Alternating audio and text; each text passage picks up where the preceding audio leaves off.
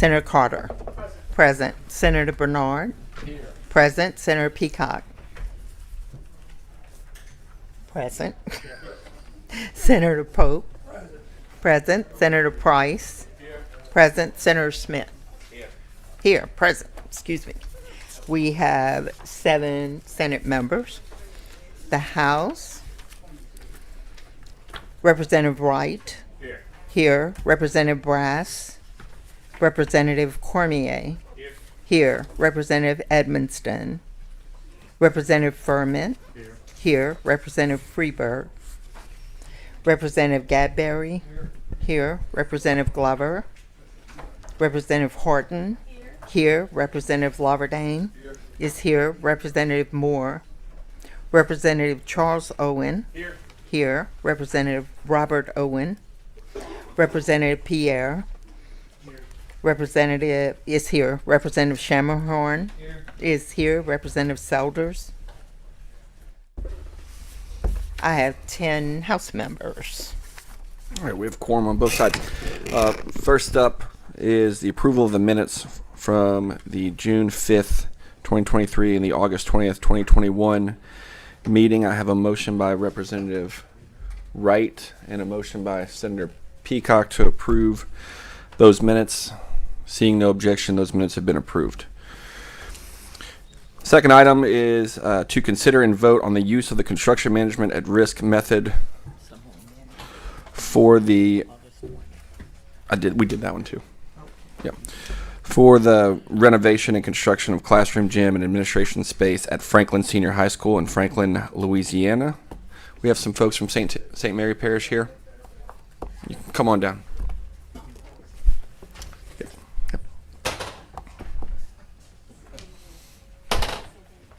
Welcome to Transportation. All you're going to do is explain, give us the overview of the project, some brief budget numbers, and then if anybody here has any questions, we'll ask those. Okay, go for it. Yep. All right, please state your name first. For the Wes Thiel, and I'm representing St. Mary Parish with GHC Architects. Brad Wise, St. Mary Parish School Board, Supervisor of Maintenance. Mr. Wise, if you haven't yet, fill out a white card before you leave, if you don't mind. Okay. So yeah, basically the project is utilizing ESSER 3 funding. So the timeline for the project is paramount. So the idea there is to utilize the CMAR process so that we can get good feedback and not have to go through the public bidding process to make this project happen by the September deadline that we need to meet. It's roughly 37,500 square feet of renovated area. The buildings, the gym, classroom building, and administration building currently exist on site and are not being utilized. So it's going to be full renovation of those areas. Roughly right now, $7 million construction cost, and we're working through those numbers as we speak to dial that in. Yeah, I see that you got a probable construction cost of around 7.5, which is within the threshold allowed for this type of CMAR project. Is there any questions from the committee? Yep.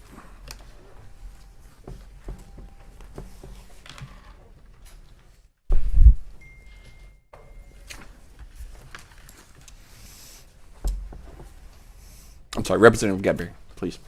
Thank you, Mr. Chair.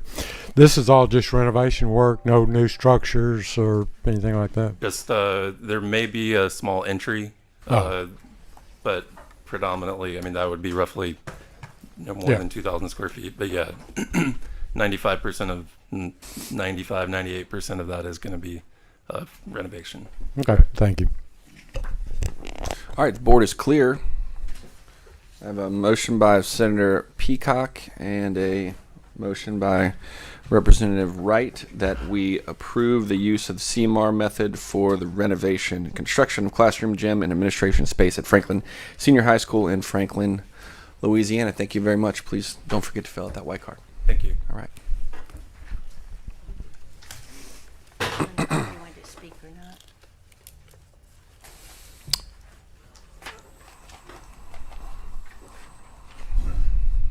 And that's all that we have for you today. Just kidding. All right, we're going to now hear the presentation from DOTD. Secretary Calavota, welcome to Transportation.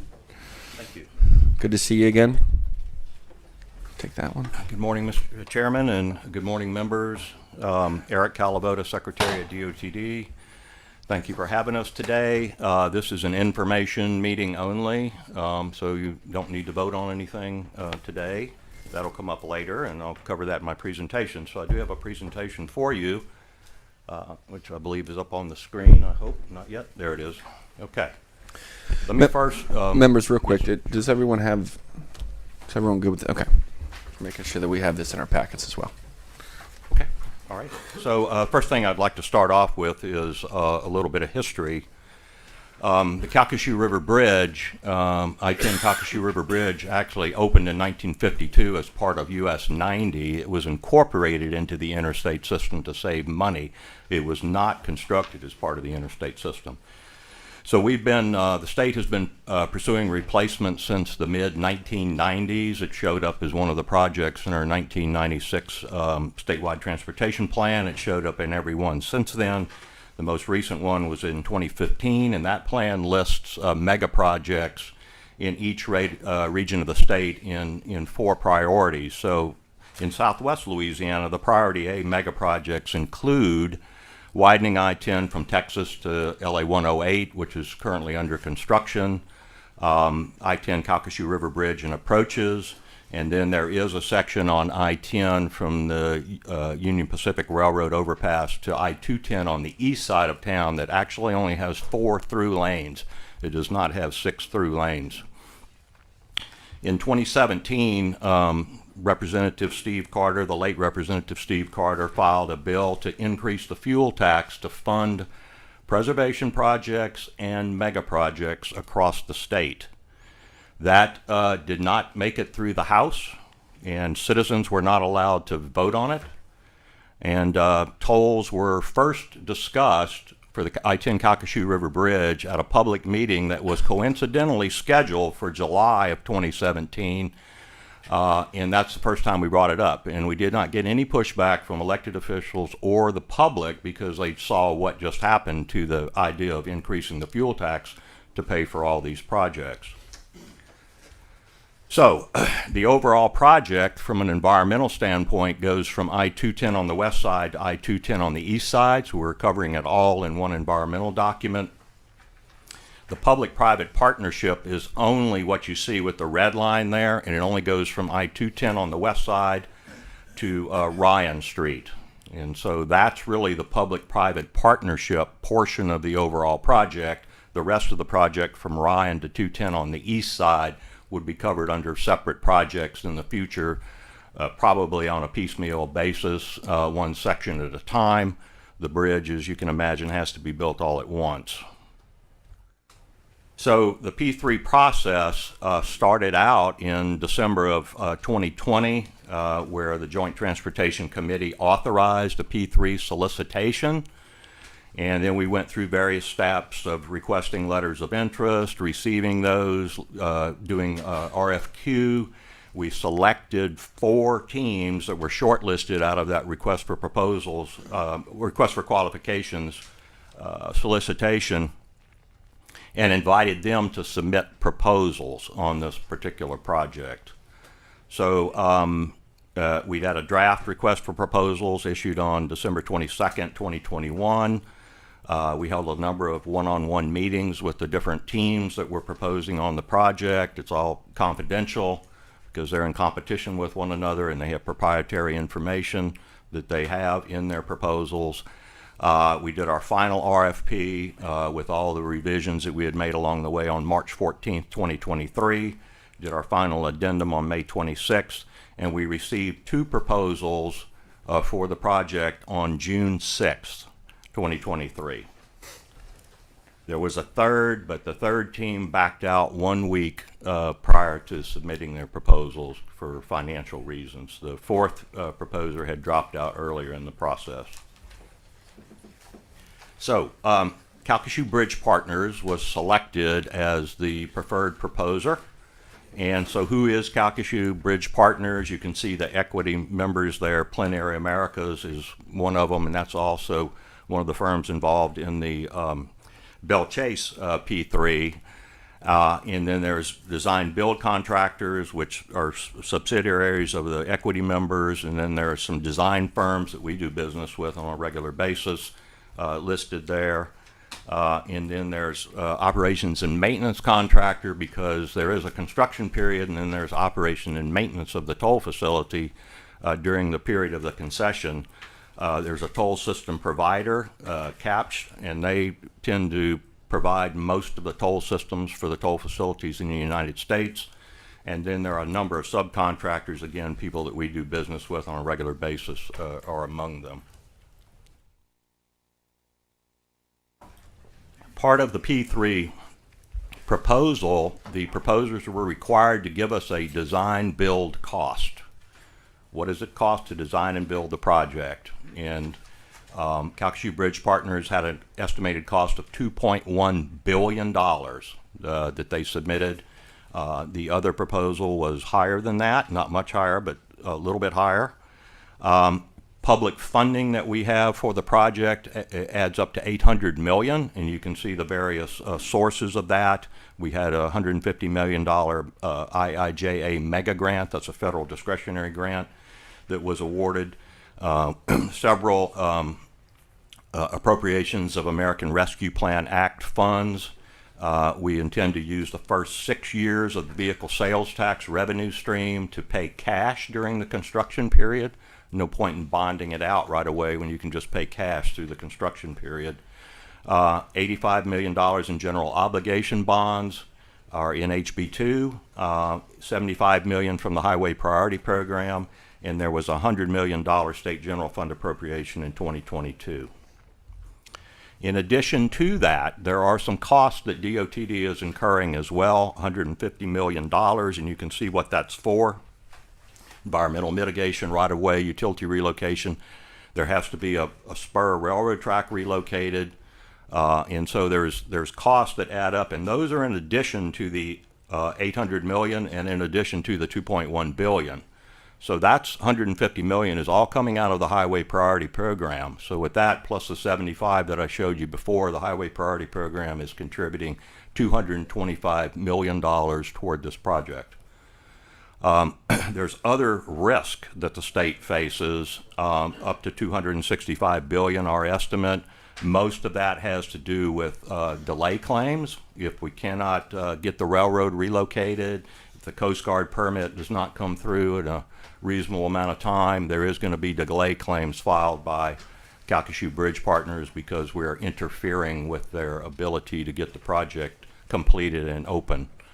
And so those are other risks that we face. Again, those are over and above the $2.1 billion in cost for the design build cost. In regards to the toll schedule, that was part of the proposal that was submitted. There are 4 classifications. There's what's called local auto, and that's in the 5 parish area of Allen, Beauregard, Calcasieu, Cameron, and Jeff Davis parishes. If your car is domiciled in one of those parishes, you're counted as a local auto. Then there's a non-local auto, people from outside the area. There's medium trucks, such as box trucks and things of that nature, and then there's the large trucks, the tractor trailer rigs as well. There are 2 rates per classification, vehicle classification. One if you have a toll tag, and one if you don't have a toll tag. There is a 50% discount for high occupancy vehicles if you have 3 or more people in your car, and let's just say it's 3 welders from Lafayette are going over to work at the plant expansions in Lake Charles, and they commute every day. They could register as an HOV, and they would get a half price on their rate. So here's the toll rates that are proposed, and for local auto, it's 25 cents. If you're an HOV in a local auto, you get it for half that price, 13 cents. If you're an auto from outside the area and you have a toll tag, it's $2.50 to cross the bridge. If you don't have a toll tag, it's $3.75. Medium truck is almost the same as the auto at $255 and $382. The large truck is $1,250 with a toll tag and $1,873 without a toll tag. Now, the tolls are all tied to CPI, so they do increase over time. Construction could begin in 2024, and it's estimated to last 7 years. Both teams that proposed had approximately the same construction time frame, 7 years. They varied very little from one another. The technical solution that Calcasieu Bridge Partners came up with minimizes disruption to traffic in Westlake during construction. And because part of the project is to construct the Sampson Street interchange, elevate Sampson Street over the railroad tracks, so it's grade separated, and you don't have any more train delays. And but what it originally, the idea was that we would have to close Sampson Street for up to 2 years while we built the overpass and tied in with the I-10, and Calcasieu Bridge Partners came up with a way by shifting the alignment of Sampson Street they could maintain traffic on existing Sampson Street while building the elevated part, and then it just has to close for a much shorter time to do the tie-ins and finish the interchange. So that was a plus for their proposal. The concession period is 50 years for the tolls, and that covers operations and maintenance and over that entire period. And there is there will be requirements in the contract. The condition of the bridge has to be upgraded before it's handed back to the state. They can't turn it back in a deteriorated condition. It has to be restored. This is a concept that Calcasieu Bridge Partners put forward of what the bridge could look like. There is these there's a pistol motif there on the side. You can see the cross pistols. That's one of the characteristics of the existing bridge. And so those same pistol motif could be done on the bridge piers. You can pretty much do whatever below. And so that was their attempt to maintain that motif. Here's what it could look like at night. And the lights that are form that dome there, those are not street lights. Those are decorative lights, and it was intended to mimic the current shape of the bridge, the current bridge. So that's what that's about. There is roadway lighting that's separate from that. So what are the process steps?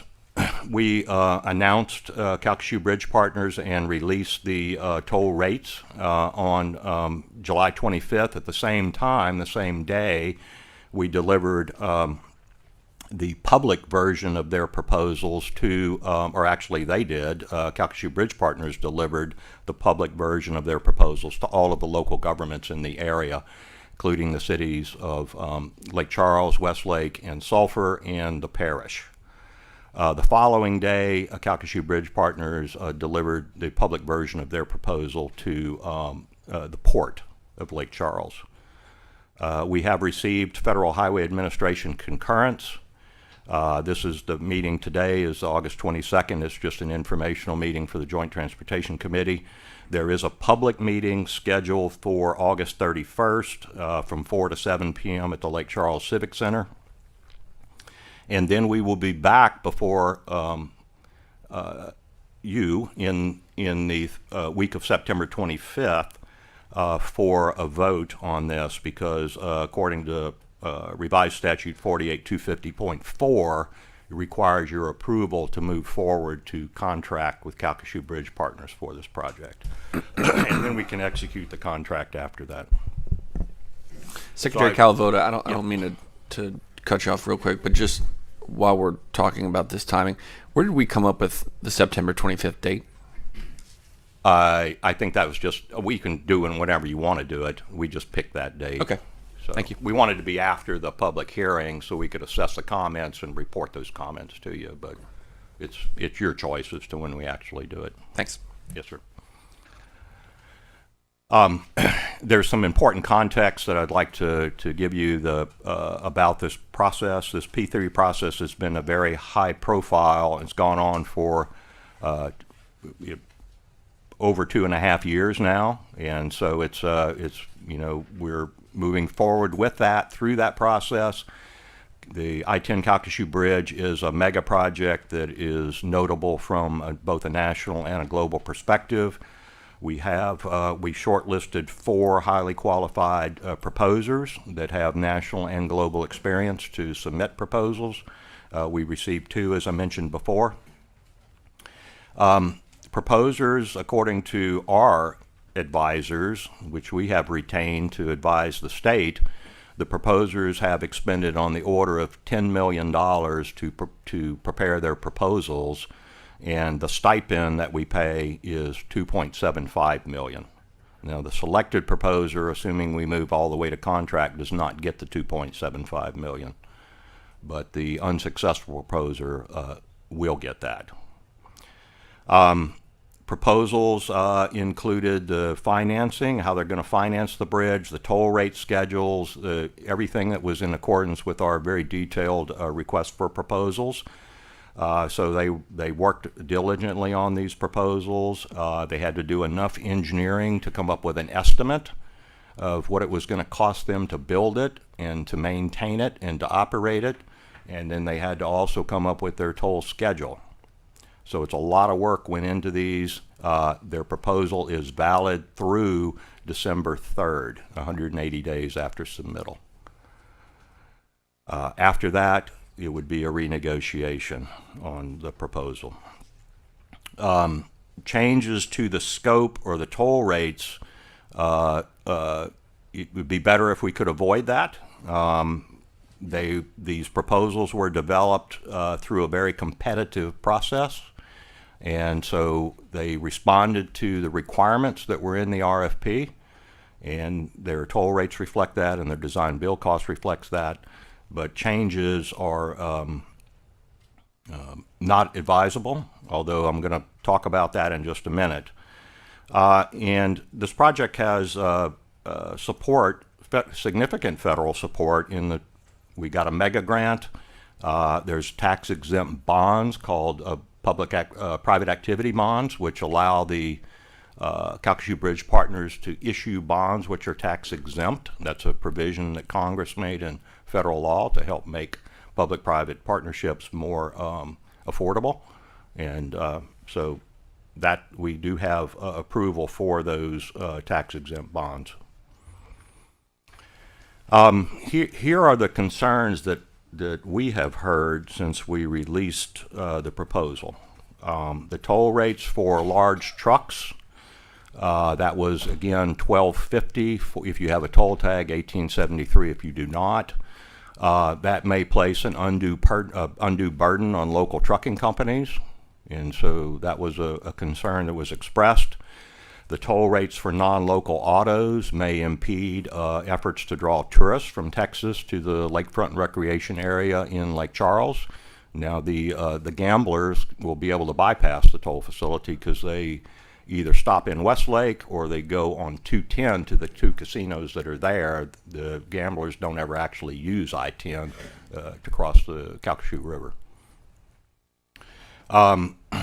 That may also have an impact, those non-local auto rates may also have an impact on workers who are commuting into the area from Texas or from outside of the 5 parish area, Louisiana citizens, to work there because there is so much construction activity in Lake Charles at this time. So that's another aspect of that. The bridge appearance and the decorative lighting, there was a request to have a cable stay look for the bridge, and I'll show you that in just a minute. That was included in MPO resolution, that request, Metropolitan Planning Organization, if you're not familiar with that acronym. And then it was also a request to have programmable decorative lighting so that you could change colors and things of that nature, and that was also in that Metropolitan Planning Organization resolution. There is the lakefront recreation area in Lake Charles, and there's a need for a two-way access road for tourists and local citizens to be able to enjoy that area, which the city of Lake Charles is trying to redevelop, excuse me. And then lastly, bicycle and pedestrian accommodations. There was a request in the Metropolitan Planning Organization resolution for a bike ped lane on the bridge with a scenic overlook at the crest. So those are the 5 concerns that we have heard so far. And so I want to talk about each one of those and a potential solution to dealing with those. So one is the toll rates for large trucks. There could be a business income tax credit for excess tolls established in state law, something to the effect of the owner of a commercial vehicle registered in Louisiana shall be entitled to a business income tax credit for tolls in excess of $3,000 charged to that commercial vehicle at toll facilities located within Louisiana. So each vehicle has its own account at each toll facility. So you would keep track of that by the vehicle. But it would apply to any of the 4 toll facilities that will be in Louisiana. There's LA1, there's Belle Chase that's being constructed now, there's the Causeway, and then there would be I-10 Calcasieu. So once your tolls reached $3,000, any above that you would take off as a tax credit on a dollar for dollar off your state income tax. The first $3,000 would be a business expense deduction on both federal and state business income taxes. So is the $3,000 the right threshold? I don't know, but that's for the legislature to decide. The one thing I think most people would agree on, the larger the impact to the state general fund, the less likely it is to pass, and vice versa. The less impact it has on the state general fund, the more likely it is to pass. But that is a way to deal not only with the concern over the toll rates for large trucks at Calcasieu, but also the concern over the truck rates at LA1 and Belle Chase and the Causeway. So it would all count. I don't know how many of our trucking companies serve multiple areas, but I'm sure some of them do. And so it would be a cumulative total of $3,000. So we are going to draft legislation and prepare a fiscal note for that, and what we will need is a legislative sponsor to push that through. Now, the toll rates for non-local autos, it's desirable to lower those from $3.75 if you don't have a toll tag, and from $2.50 if you do have a toll tag, to lessen the impacts on tourism and lessen the impacts on out-of-area workers that may be coming in to work at the various construction sites around the Lake Charles area. Yesterday, we submitted a grant application for $200 million, a federal grant application for $200 million, specifically to buy down the toll rates for non-local autos. I don't know if we'll be successful. We've already gotten $150 million. I don't know if we'll be successful at getting another grant. But assuming we do, whatever that amount is, if that's only $100 million or $75 million, we'll use that to reduce the non-local auto rates to a more reasonable level. Secretary Calavoto, again, sorry to interrupt, but it was my understanding that there wasn't plans to apply for that grant this year, given that the thought was that we received, I think, what, $150 million last year for that. Did you just say that you did apply? Yes, for that we grant? did. Yeah, in order Okay. to address this particular concern. Okay. So we did apply, yes, and we submitted that application. We were within the timeline to do that? Yes, they closed yesterday afternoon. So And we submitted yesterday afternoon? yes, well, Okay. everybody does that. They always put it in at the last day. Gotcha. So Okay. but, anyway, so that went in yesterday afternoon. There is a different option, and that doesn't work out, and that is something that might be similar to the idea for trucks, and that is to have kiosks in a particular business, or maybe you don't actually need a kiosk. All the business owner would need a laptop connection, but you could offset some of the non-local auto tolls from people that stopped at that business. So, to reduce their toll rate or pay it completely, what would the funding source be for those toll, to pay for that? I don't know. But, one option is you could have in your state income taxes a double deduction for that. For example, if somebody stopped in your business and they didn't have a toll tag, they were from Texas, and they paid, and you paid their toll for them at $3.75, then maybe on your income taxes you could get a $7.50 deduction for that. Another option is for some kind of a reduction in their property taxes at the local level, sort of like a TIF district that you're familiar with. And so that might be a way to work that as well for people that are actually stopping at tourists and out-of-town workers that are actually stopping in Lake Charles, in the Lake Charles metro area, should I say, could get a discount if they stop at a local business. So, in regards to the bridge appearance and decorative lighting, we did not include that as a requirement in the request for proposals. It was provided to all of the proposers, the resolution, as well as some renderings. But we did not do that out of concern over the impact it would have on the toll rates. And there was a lot of speculation in the metro area there about $5 toll rates and things like that to cross the bridge in an automobile and those sort of things. So we did not make it a requirement. What we are doing is working to develop an estimate for the construction and maintenance of a cable stay appearance and programmable decorative lighting. And what we'll need after we finish that is an additional appropriation in 2024 so we can change order that into the project if the cost is reasonable. Here's what a cable stay looks like. In case you don't know, this is a bridge in Waco, Texas. The cables that you see on there are actually only for the appearance. They don't actually help support the bridge. But here's what it looks like at night, and you can see why people would be interested in having that look on the Calcasieu River Bridge. It's a very attractive look. Again, the bridge is not supported by those cables. That's simply an appearance. But it's very attractive, and that's why people were interested in it. And so here was a rendering that we had done on the Calcasieu River Bridge of what it could look like, something could look like.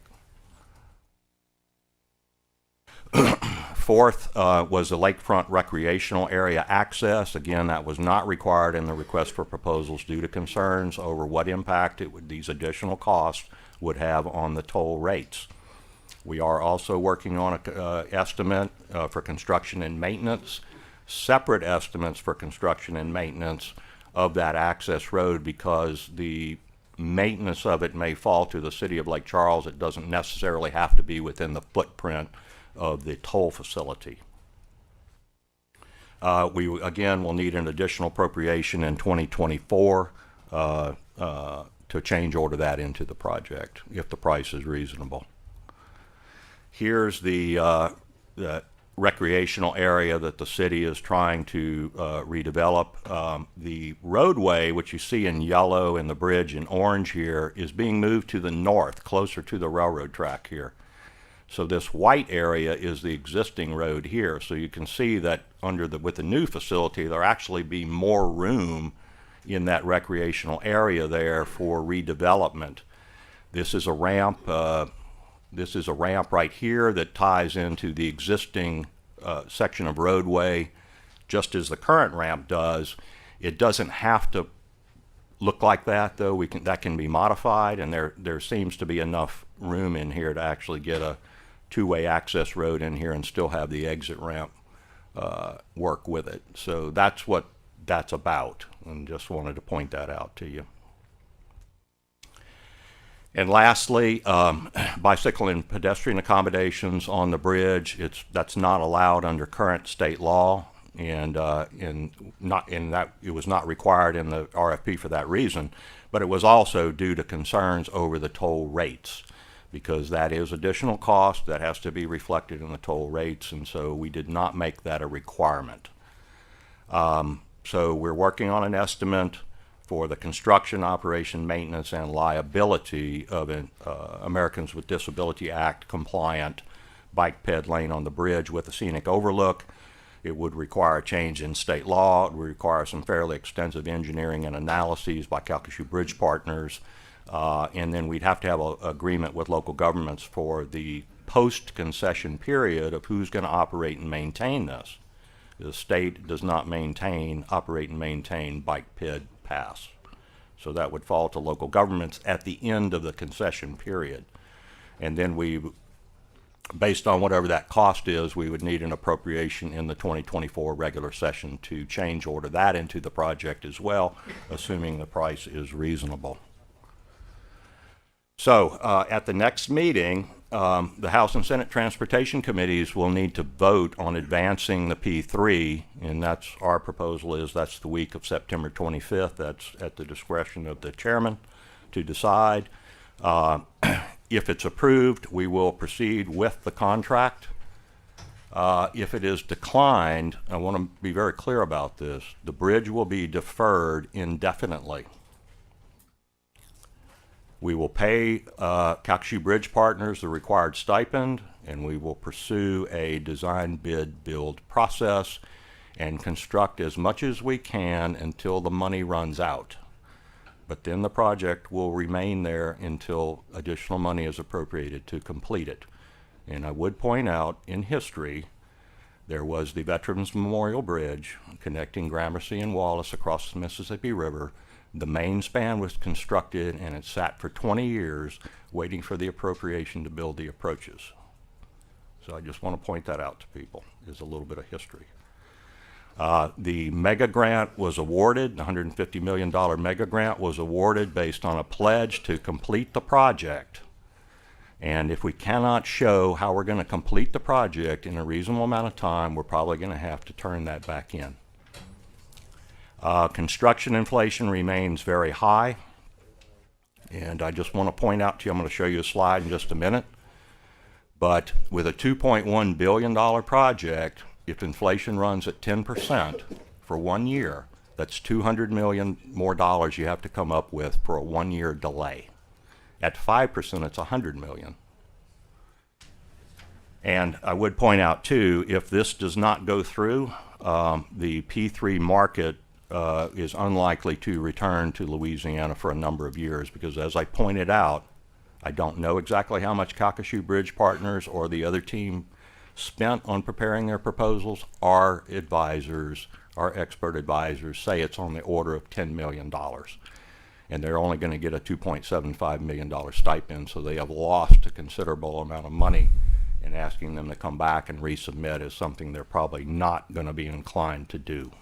Secretary Calvoda, let's dig in on that just a little bit, because I've heard some mixed reports that it was said at a meeting that I was not at that DOTD was going to be refunding all of or a portion of the folks that put in bids for this money for that. That's the stipend that you're referring to? Yes, that's a stipend. Yes, and so right now, the team which we did not select will get $2.75 million. If you vote to not proceed with the P3, we will have to give Calcasieu Bridge Partners $2.75 million as well. So of the I guess they started out with 4, yes, and then it narrowed down to 2. Yes. So only one stipend has been paid Correct. out. Yes. If you don't submit a proposal, you That's don't normal? get anything. Okay. So the 2 that did not submit don't get anything, even though one was right up to the very end and withdrew in the last week. Mm-hmm. But they're not entitled to anything. Yeah, just coming from the construction world, that's the first time I've ever heard of a refund. I guess with projects this size, that makes some sense. We've been doing that. I think for I'm doing it years wrong. on design build. We do that as well. Okay. Now it will vary. The amount will vary depending on the magnitude of the project. But we've been paying stipends for years on design build projects. It costs a lot of money to submit a design build proposal. You got to do a lot of engineering to come up with a cost that you are going to guarantee you're going to build it for that amount. And So there's a lot of effort that goes into it. And And the amount paid was 2.7, but you're being told from Our- Calcasieu Bridge Partners. no, not Calcasieu Bridge Partners, our experts. Okay. We have not asked Calcasieu Bridge Partners, but we have a team of experts we have hired to advise us at the state level. So, and they have told us that it's on the order of $10 million that has been spent by each of these teams to submit their proposals. Okay, let's talk to you. This mega grant awarded based on pledge to complete the project may have to be returned. Can you dig into that a little bit? Yes, we submitted a grant application for I-10 Calcasieu Bridge, and it was submitted as a P3, that we were building a P3. And when they came back to us and told us the amount, we had to sign something that said that we would guarantee that the project would be completed. They don't want to fund stuff that gets halfway completed and then people say, oh, I'm sorry, we ran out of money. So you had to sign an agreement that we would, in fact, finish the project. And if we don't have a plan to do that in a reasonable amount of time, we're going to have to notify them that we do not have a path to completion of this project, and please advise on what you wish us to do with this $150 million grant that you awarded us. And that funding has already been transferred over to the state? It's federal funds. It works on a reimbursement basis. I don't know if we have our grant agreement in place yet. I think we do, but it's not. They don't actually give you cash to put in the bank. You have to submit invoices for it, and then you get paid. But it's set aside in an account for this project. Yes. Okay. Okay. All of our federal funding is reimbursements. It's not cash that somebody gives you. Understood. Yeah. Okay. I do want to talk a little bit about inflation here. This is what has happened to us since September of 2000. And the blue bars that you see there are based on 6 major bid items: concrete, asphalt, the things that we use a lot of. The orange bars are based on 16 major items that we have in a lot of our advertisements and bids. So you can see the impacts of inflation upon the construction, highway and bridge construction. Our prices have basically doubled in 3 years. So that's where we are right now. And actually, this is about 2.5 years. We don't have all the data coming up to August here, but you can see what the impacts are. We thought we were maybe starting to level off a little bit and come down, but then it spiked again. So that is why everything is so expensive. It is really causing a lot of concern in the highway program about being able to deliver that. It's impacting this project and other large projects. So that's where we are. So with that, I'll be happy to answer questions. All right, we've got a number of questions from the board. I think Representative Shammerhorn, you're up first. Thank you, Mr. Chairman. Doctor, thank you for all your information. You said there was 2 proposals, and for the toll road. Have we looked at doing the bridge cost ourselves? I mean, without a toll, just for the bridge. Well, the bridge and Sampson Street are tied together. You cannot build one without building the other. And that basically is the project. The new bridge is going to be built north of the existing bridge, so you can maintain traffic on the existing bridge while you build a new bridge. The roadway on either side, and let me go back up here and show you, and it might become more apparent from this drawing. Whoop, there it is. The red is what we're constructing under the P3. Now here's the Calcasieu River right here. This is the Calcasieu River Bridge. The roadway has to be realigned all the way back here from Ryan Street to simply realign the approach to the bridge. I-10 has to be realigned. You got to come across the bridge. Here's the Sampson Street interchange. As soon as you get on the west side of the bridge, there it is. This is where the railroad spur is and that sort of thing too, that has to be relocated. Then this part of I-10 also had to be realigned because it used to be here, but we had to get it further to the north, so it's got to be realigned. So the only part that you potentially leave off is this little short section here from 210 on the west side to PPG Drive. That's it. And we're not doing that much work on there. So eliminating that piece would cut at the most 10% off of the cost. And the cost is $2.1 billion. Based on Calcasieu Bridge Partners, that's the design build cost that they gave us, is $2.1 billion. The other team gave us a very similar cost. It's slightly higher. So that was two independent teams working on it. Both of them came up with about the same cost. A year prior to this, we had done an estimate with the assistance of Federal Highway Administration and come in at 1.6. But that was a year ago. There's been more inflation since then. So that's basically where we're sitting right now. Okay. Okay, we're going to put up 800 million toward it.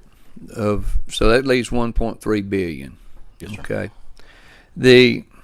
And then we're going to also look at the possibility of going for our taxpayers to help offset the cost of tolls for local cars and autos, and to help offset the trucks after they reach the $3,000. Right.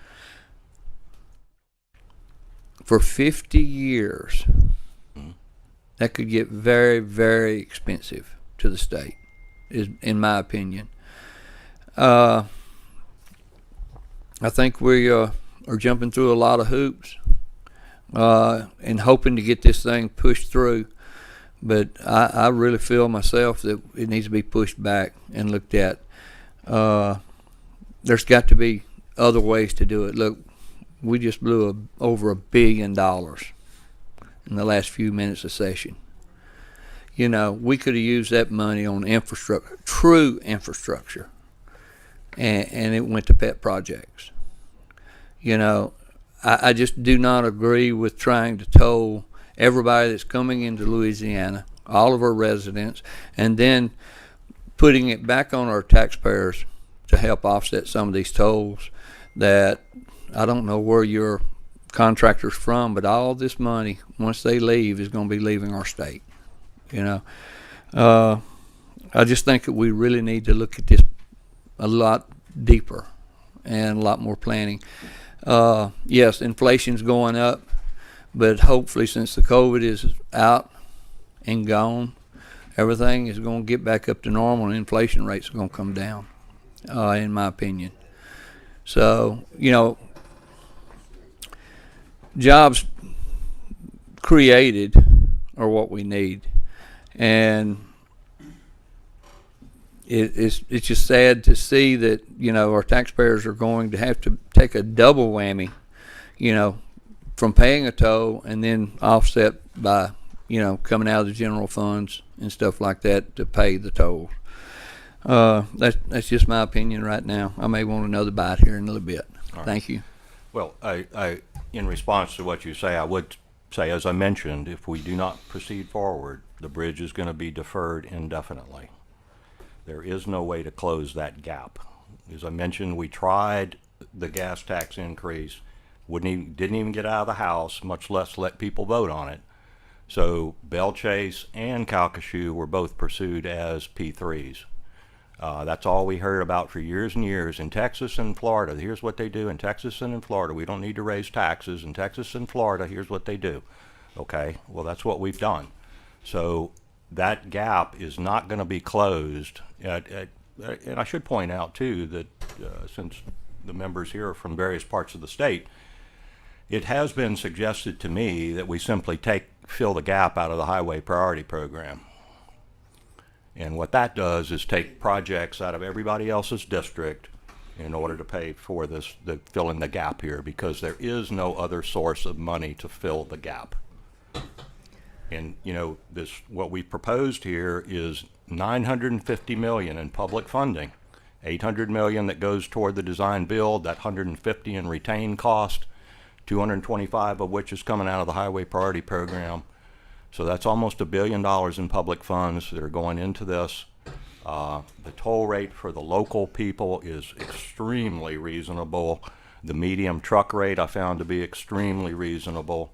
There is some concern about the large trucks, and there is some concern about the non-local autos, people from outside the area.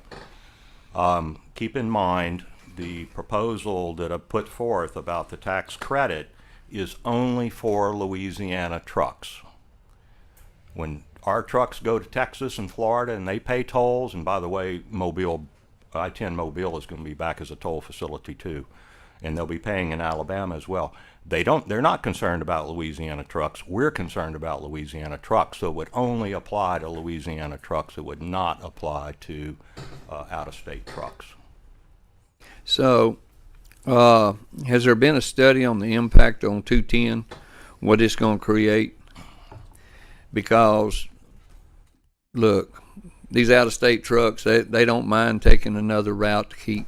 I mean, yeah, they want as straight a shot they can get, but you know, all over the country, they're used to taking an alternate route.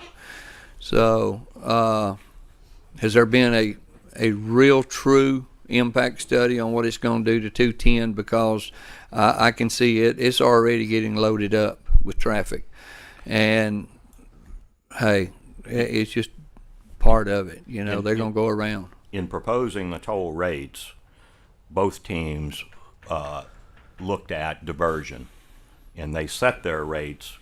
They're looking to recoup their investment and return a profit. So they're setting their rates to they're looking at diversion and how that's going to impact their revenue stream. So that's been accounted for by them in their analysis and how they came up with their rates. So that's you know, there's a lot of concern that everybody's going to bypass. I don't think that's true. I don't believe that's true. The 210 route is longer, so and it costs money to drive a truck per mile, and I'm not sure what that is right now, but I suspect it's well over $2 per mile that it's costing a trucking company to drive extra miles, and so you know, that was all worked into their proposals. Okay. One more point, now I'll get away from here.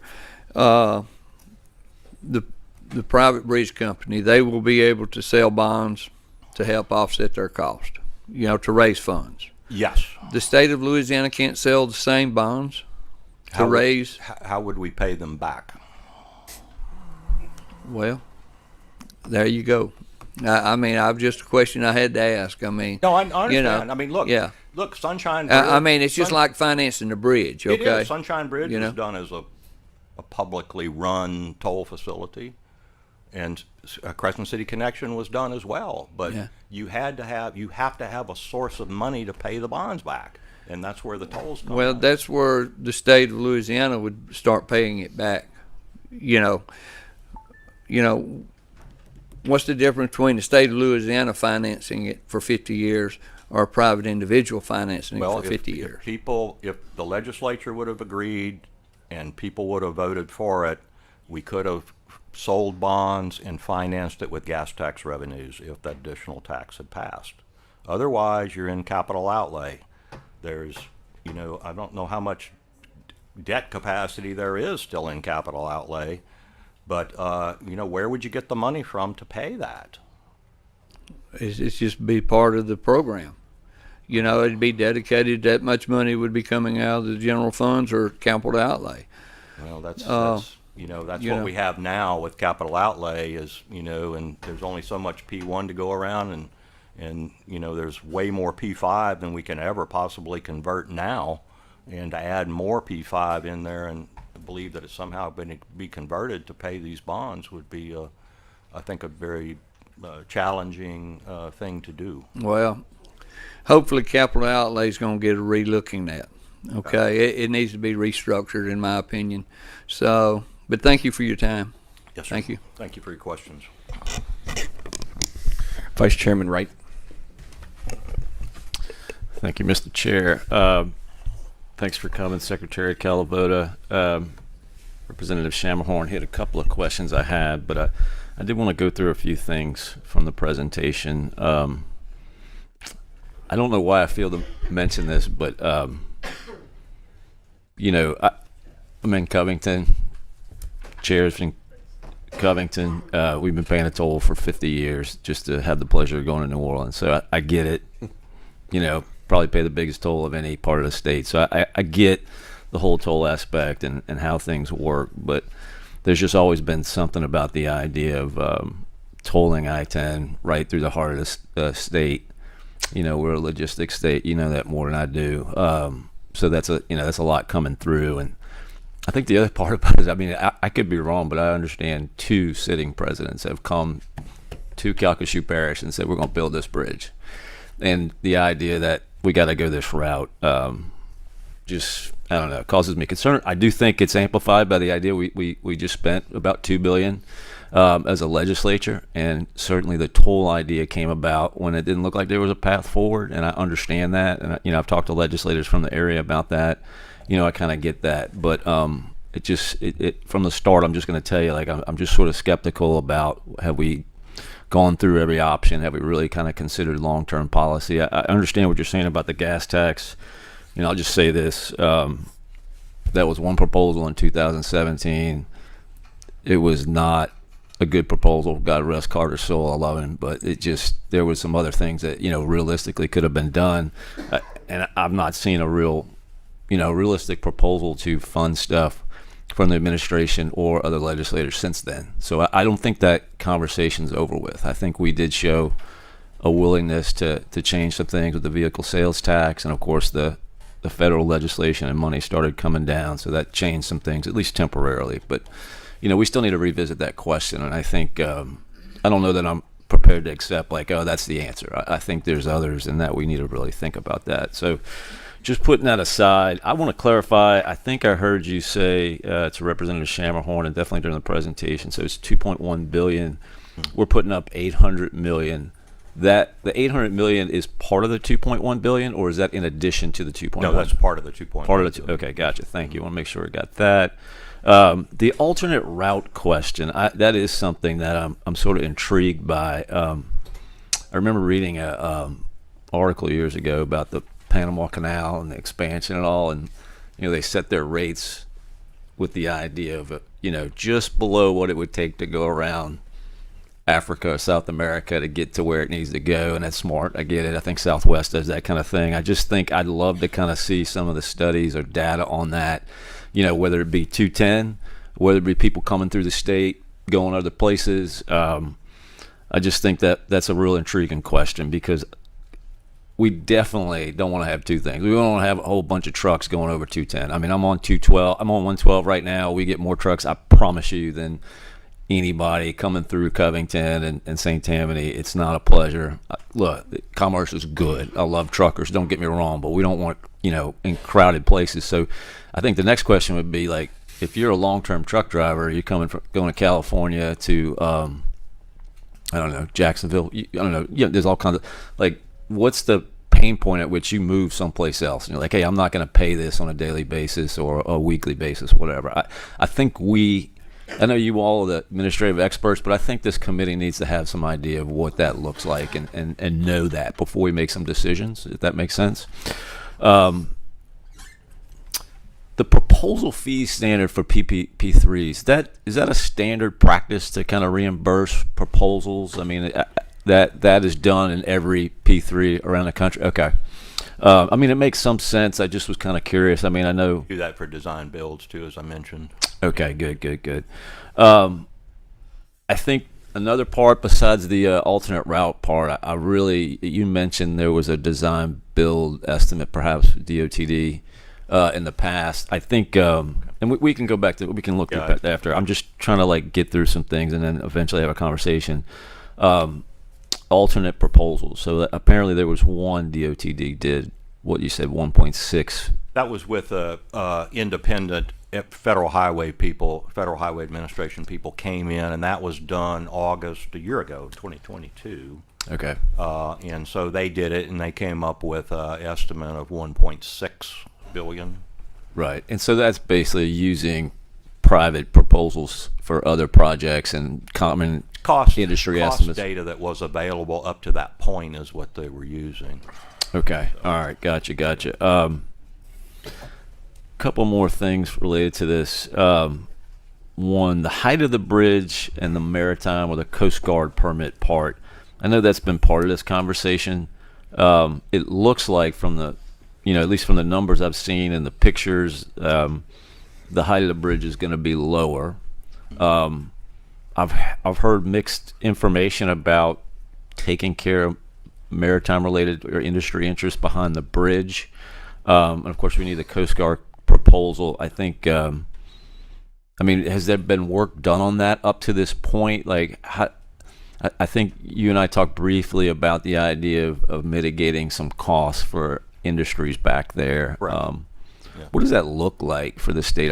I think it makes a lot of sense, if the numbers are right to do that. Because at least from what I hear people in the area, there's only so much that's going to go behind that bridge. It's just commerce-wise. But yeah, the bridge right now is at 135 feet. We propose to lower that to 73 feet. That's the standard for shallow draft navigation in Louisiana, 73 feet. So you could still have commercial activity north of the bridge with a 73-foot height. There are two entities there that cannot make it under a 73-foot bridge. There's a scrap yard up there, and so we're going to have to, we've done a business evaluation on them, or we're nearing completion of that. We're going to have to compensate them because they're either going to, when they bring up scrap vessels, they're going to have to either cut them off, cut the masts off and things like that to fit under the bridge before they take them up to be disassembled, or they're going to have to haul the larger ships to a different facility that they own and only bring smaller vessels into the yard that they have north of the bridge now. There's also a charity up there as well that has overheight vessels, and we are working with them to mitigate for that. When we did the navigation study, the last one we did was in 2014, I believe. Other than those two users, 60 feet would have been sufficient to accommodate the users. To go any lower than that, you're getting into a whole lot of other users that you're going to have to mitigate for. And the Coast Guard will not give you a permit until you show that you have mitigated the impacts to those maritime users. Yeah, no, I get it. That was my next question related to it. So 60 feet is a possibility. You're lowering at 13 feet. I'm kind of curious what. We would have to mitigate more for the two that we're working with now, so that it may. Totally agree. I think what I'm trying to get at is what's the cost ratio when we start looking at going lower and other possibilities. I gotta believe there's some positive to the cost on our side end, but I'm kind of curious about the mitigation part. I'm just tell you, I drive over that all the time. I've got a lot of network in the area about it. I've even talked to the local Coast Guard commander, and my understanding is there's just not a lot that's going to go there, and that mitigation or buyout might be really worth going down to 60 if we need to. I don't know how much money you'll save going from 73 to 60, okay. But as far as construction cost and the bridge itself, but the mitigation cost would go up. We're probably looking at buyouts instead of just mitigating for impacts. Okay. So that's the thing. With the 73 feet, we can get a 3% grade on either side of the bridge. Approach grade right now it's 5%. It's a very steep bridge right now at 135 feet. So okay. Anyway, so we thought that was 73 feet would be the standard to use, since that's a shallow draft standard for Louisiana. Okay, and I'm sure that some of the local community would want to have a conversation about that. Somewhat related, I think I was a little surprised. I can be a little curmudgeon about this stuff, but my wife laughs at me. I don't like fake looks, whether it be shutters and things like that. I was really kind of surprised. There's some bridges that do fake stuff to make it look like it's a cable bridge or things like that. I'm just kind of curious, what kind of cost does that add to a project like that? I don't know. Yeah. That's something we're going to have to try to work out as to what that will be. The original idea was to have a real cable stay, but the span is so short that the cost would go through the roof to actually do a real cable stay where the cable stay was actually supporting the bridge. So the faux look is the next best thing that we can do. But I don't know what the cost of that is, whether that's 50 million or 40 million or 70 million. I don't know what that is. We're going to have to come up with that cost. It's not just the construction, it's also the maintenance of it over the term of and they have to get it in good condition before they give it back to us as well. So Yeah, sure. that's all got to be accounted for. No, I hear you. I mean, look, we all know this. Like, we have issues keeping the interstate clean right now, so like, and we always kind of say, oh, we don't have enough money to pay people to do it. Like, if we're going to go create some kind of fake look, no offense to Calcasieu people, if you want to look good, I get it. I'm just sort of like, we're going to add an extra cost here. And I think about, you mentioned that little bit between 210, and you said it would probably be mostly 10% of the cost. At the most, it would reduce the cost by 10%. Yeah, but we start adding some of this stuff up, the look cost, the 10% there. Well, the look cost is not in the 2.1 billion. Well, that's what I'm getting at here. Like, we start adding some of this up, it starts getting to be maybe some real money. I mean, if we start talking about a 25% reduction in total, and I'm just throwing it out there, because here was the other thing that I really wanted to get to as well, related to this. I probably should have said this outright. Someone has told me, another legislator, somebody related to this, they understood it's possible that some of the revenue from the tolling or something is given back to DOTD and can be used on other things than just this. So is there anything like that? No, there's no what's excess? called a windfall profit provision in the contract. We have it in Bell Chase, and we would have it here as well. And that's if your revenues come in higher than what your revenue model shows that you turned in as part of your proposal. It goes into the windfall profits account, and it can only be used for three things. One is to buy off the inflation adjustment that would occur every year, CPI adjustment. You could buy that down. You could pay for reduced tolls for a certain amount of time, maybe the 6 months or whatever. The following year, you could reduce everybody's tolls. Or you can buy down the concession from 50 years down to, say, 49 years or 48 years. You could just buy it off the back end, kind of like your mortgage. When you pay extra principal, you're buying off the back of your mortgage. Okay. So that's how this would work. But it cannot be used for any other project or anywhere else. It's only for the P3 footprint.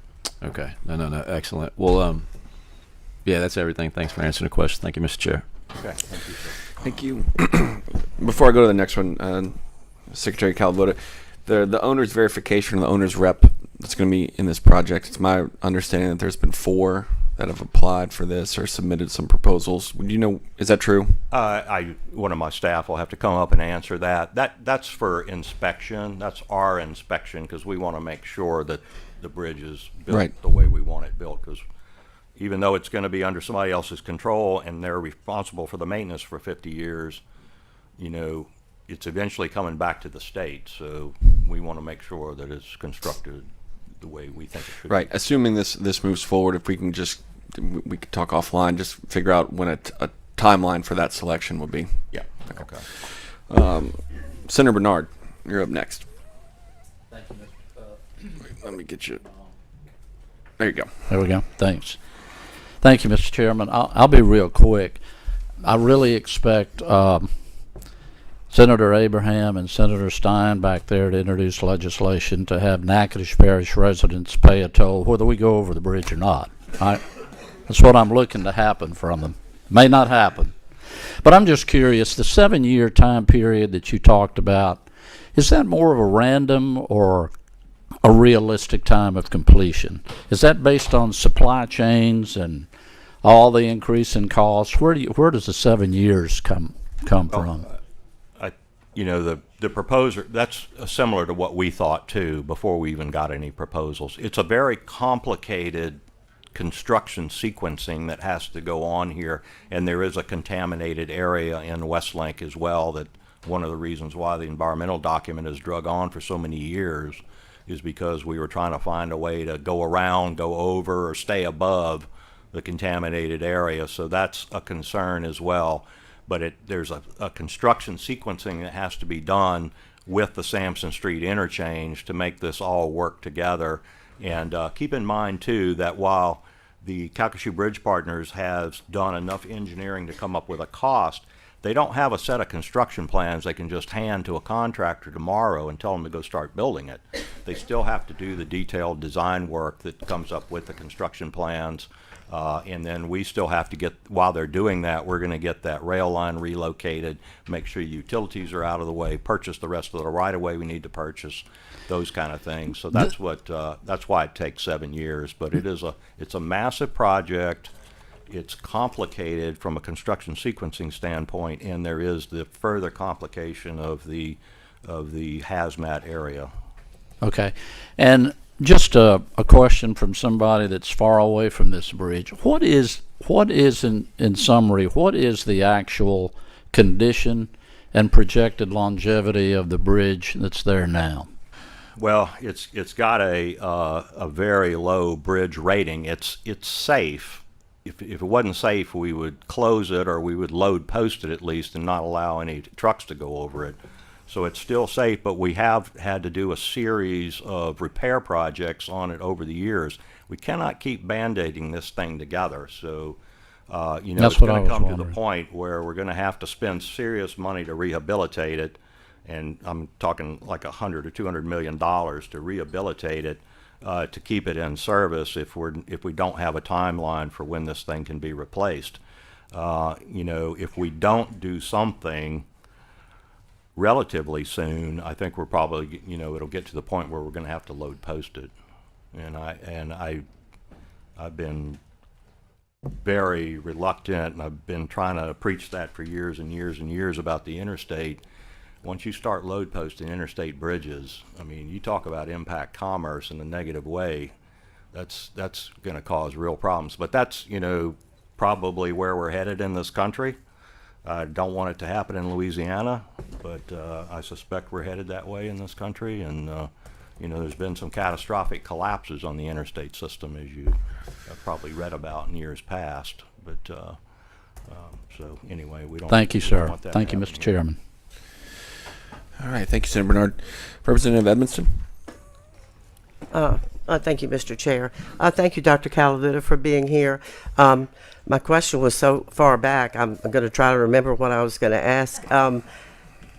The teams, you're mentioning the teams that I'm guessing were in on the design, the creation of all of this. Is that right? Well, we had teams that were invited to submit proposals to Right. us for the Okay. public-private Calcasieu partnership. Bridge Partners was one. Calcasieu Bridge Partners is one, yeah. You had a federal team. That was another. That was on very large projects. The Federal Highway Administration will send estimating experts in and Okay. help you do an estimate. Okay. So, but that was another one that you were considering. Is that right? No, it's just that it was to help us understand what we believe the Okay. cost of the project was going to be. Okay, okay.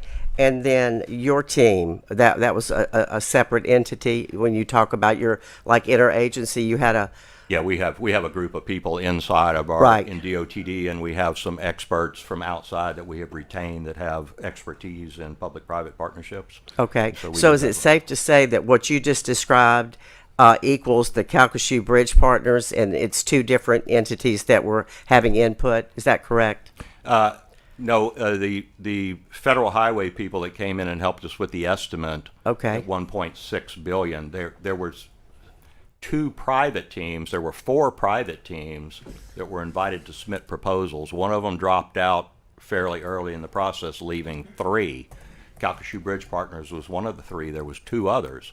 We went right up to 1 week before the proposals were due, and a second team dropped out. They didn't submit a proposal. Okay. So we got two proposals from two groups, Calcasieu Bridge Partners being one, and there was another team, not the same companies obviously, but a similar team that was composed of different companies that also proposed on the project. So we had two very well done proposals. They both had design build cost in them. Calcasieu Bridge Partners was 2.1, the other team was higher. Both had toll schedules. I've showed you the Calcasieu Bridge Partner toll rates. The other team had toll rates as well. Their toll rates were higher as well. Okay. And so we selected Calcasieu Bridge Partners as the preferred proposer. Okay, so they would be, if we go forward, they would be the team that you would use to continue. We would contract with them, correct? Okay, the only other thing I have is, you said that twice, you said that the bridge would be deferred indefinitely Yes, if we didn't do it right now. correct. Can you expound on that? I mean, are you saying there's no way that we could ever do anything again? Are you saying that the feds are not going to give money for us to do it? I Well, mean, just explain what you Yeah, mean by that. The cost is 2.1 billion, the design build cost. That estimate is good through December 3rd. Okay, We have 800 million to put toward that 2.1 billion. We're 1.3 billion dollars short. Where is that 1.3 billion dollars going to come from? And when I say deferred, we can go ahead and start designing and maybe build some components of it, but we can't build the project until somebody comes up with 1.3 billion dollars. I don't know where that's going to come from. So the project is deferred until there's a financing plan to finish it. We'll build what we can before inflation eats up the $800 million. We'll go ahead and spend the $800 million. But until there's more money put up, there's nothing that, we can really do. It'll sit unfinished until that happens. So the new bridge is deferred indefinitely. and the alternative is would you say 1.8 billion? Will we get that from the federal government? No, the Okay. 1.3 billion. 1.3. The 1.3 billion we will not get. We've got a $150 million grant Already? from them already. We asked for 600 million. We only got 150 million. So, that's kind of where we are. And, I don't see them giving us a lot more. We've asked for another 200 to buy down toll rates. They're not going to give us 1.3 billion to close the gap. As I mentioned, we asked for 600 million, we got 150. So they're not. I think hoping for that is. So I guess I should know this by now, but I mean, so where's that money coming from? What do you propose for that? That Calcasieu 1.3? Bridge Partners will come up with the 1.3 billion. Okay. And they'll finish the project. They'll build the project. They'll get their money back through the collection of tolls. Oh, okay. That's how and they'll turn a profit, obviously, as any investor would. Okay. Thank you so much for clearing that up. Thank you, Mr. Chair. Thank you. Who do we have next? Well, actually, real quick, Secretary Calavoda, just going back and replaying testimony. So we talked about the longevity, and I think it was Senator Bernard that maybe had asked the question where we are with the bridge now and its state. And I think you mentioned something about $100 to $200 million in a possible rehabilitation project. Yes. What does that do to the bridge's lifespan? Well, I think that in order to keep it open and keep it to where it doesn't have a load posting on it, this thing's already almost 70 years. What is 70 years old? So how much longer is it going to last? And so you can keep pouring maintenance money in it. We've done a number of small projects, repair projects on it, and we continue to do those. Eventually, that's not going to be enough, and we're going to have to invest some serious money if we're going to keep that bridge in operation. And I guess that's my question is, I would imagine $200 million you would consider serious money. I would. What does that do to the lifespan of the bridge if a $200 million project, a rehabilitation project, were to take place? The bridge engineering is not my field of expertise in transportation, but I would say that would get you another 20 to 30 years. Okay. Why don't we, again, we're going to continue to have discussions on this. I'd like to sort of explore that, with the engineering team. I'm sure that there's some other members on here You can as well. certainly come up with an estimate in the department of rehabilitating that. I would hope that we don't do that. I understand. Because, you've been on the bridge before. It's very narrow. There's no shoulders on it. It's steep on both sides. It shakes. Every lighting system we've tried to put on there has been rattled to death.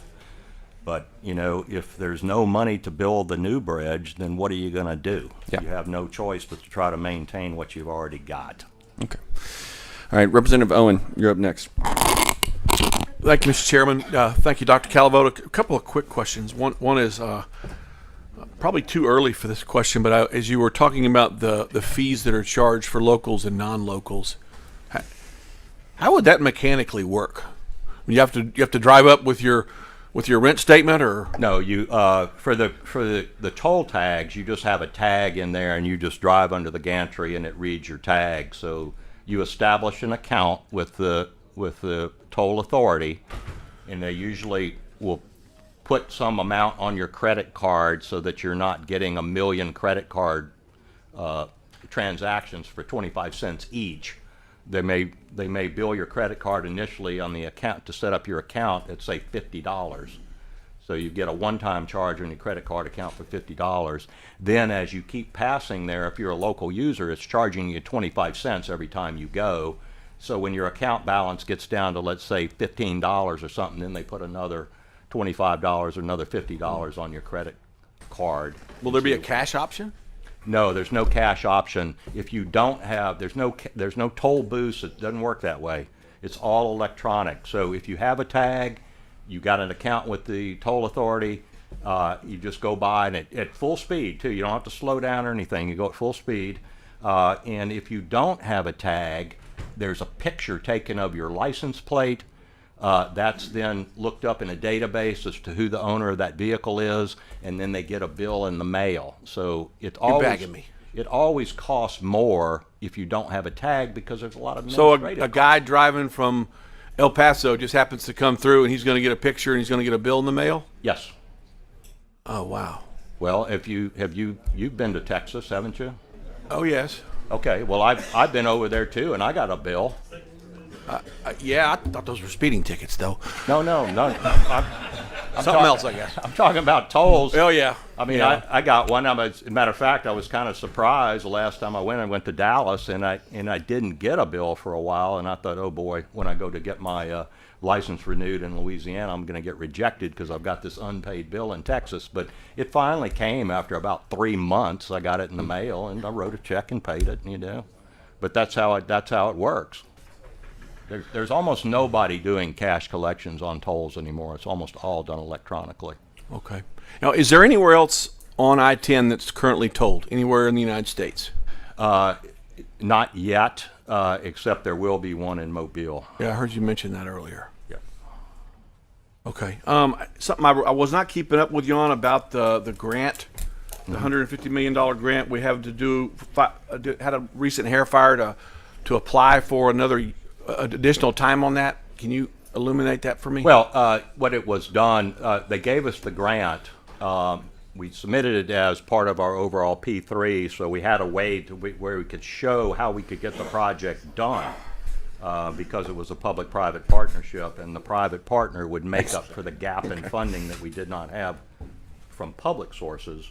And so we applied for it. We were fortunate enough to receive $150 million. What we have to do is guarantee that we're actually going to finish the project. They don't want to give grants to people, and then they spend that money, and the project's still not finished, and the people are saying, well, I don't have any more money. You need to give me more money. They don't want to hear that.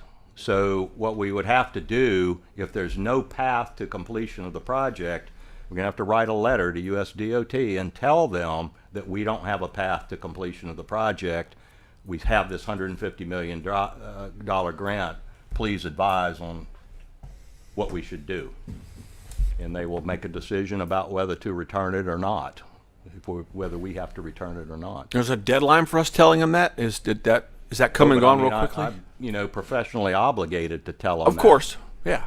So, anyway. Last question. It's not much a question is this. Well, I guess it is. I mean, I don't know if you made the presentation on House Transportation, but someone did, where we discussed the cumulative effect and the reason that this was involved in our overall budgeting plan because of all of our mega projects. And this was some months back, may even been last year. I've slept since then. But we were talking about how if this didn't get funded, it was going to have a cascading effect on the rest of our mega projects, right? Any of those that we want to do as P3s, and there's only one more that we're planning as a P3 right now, and that's the new bridge in Baton Rouge. But if this does not go through, I don't believe the P3 market will come back to Louisiana for a number of years, because they're going to spend a lot more money in preparing proposals than what they are going to get in stipends, so they actually lose money. And if the state's not serious about moving forward with P3s, then why should they come back and exert all that effort and money and everything to prepare a proposal when the state is not interested in P3s? Well, for those of us who represent Southwest Louisiana, it feels like a targeted effort on top of us and our citizens. And as I said in committee, I would be more apt to support this if I saw efforts to toll other parts of the state coming in on the Pearl River or something like that. I'm not for a toll, but I would feel better about it. But I appreciate your answers. Thank you. Yeah. Well, this would be the fourth toll facility, by the way. I'm talking about interstate, Okay. where entire sections are crumped as a result of this. All right. Representative Gadberry. Thank you, Mr. Chair. Thank you, Secretary.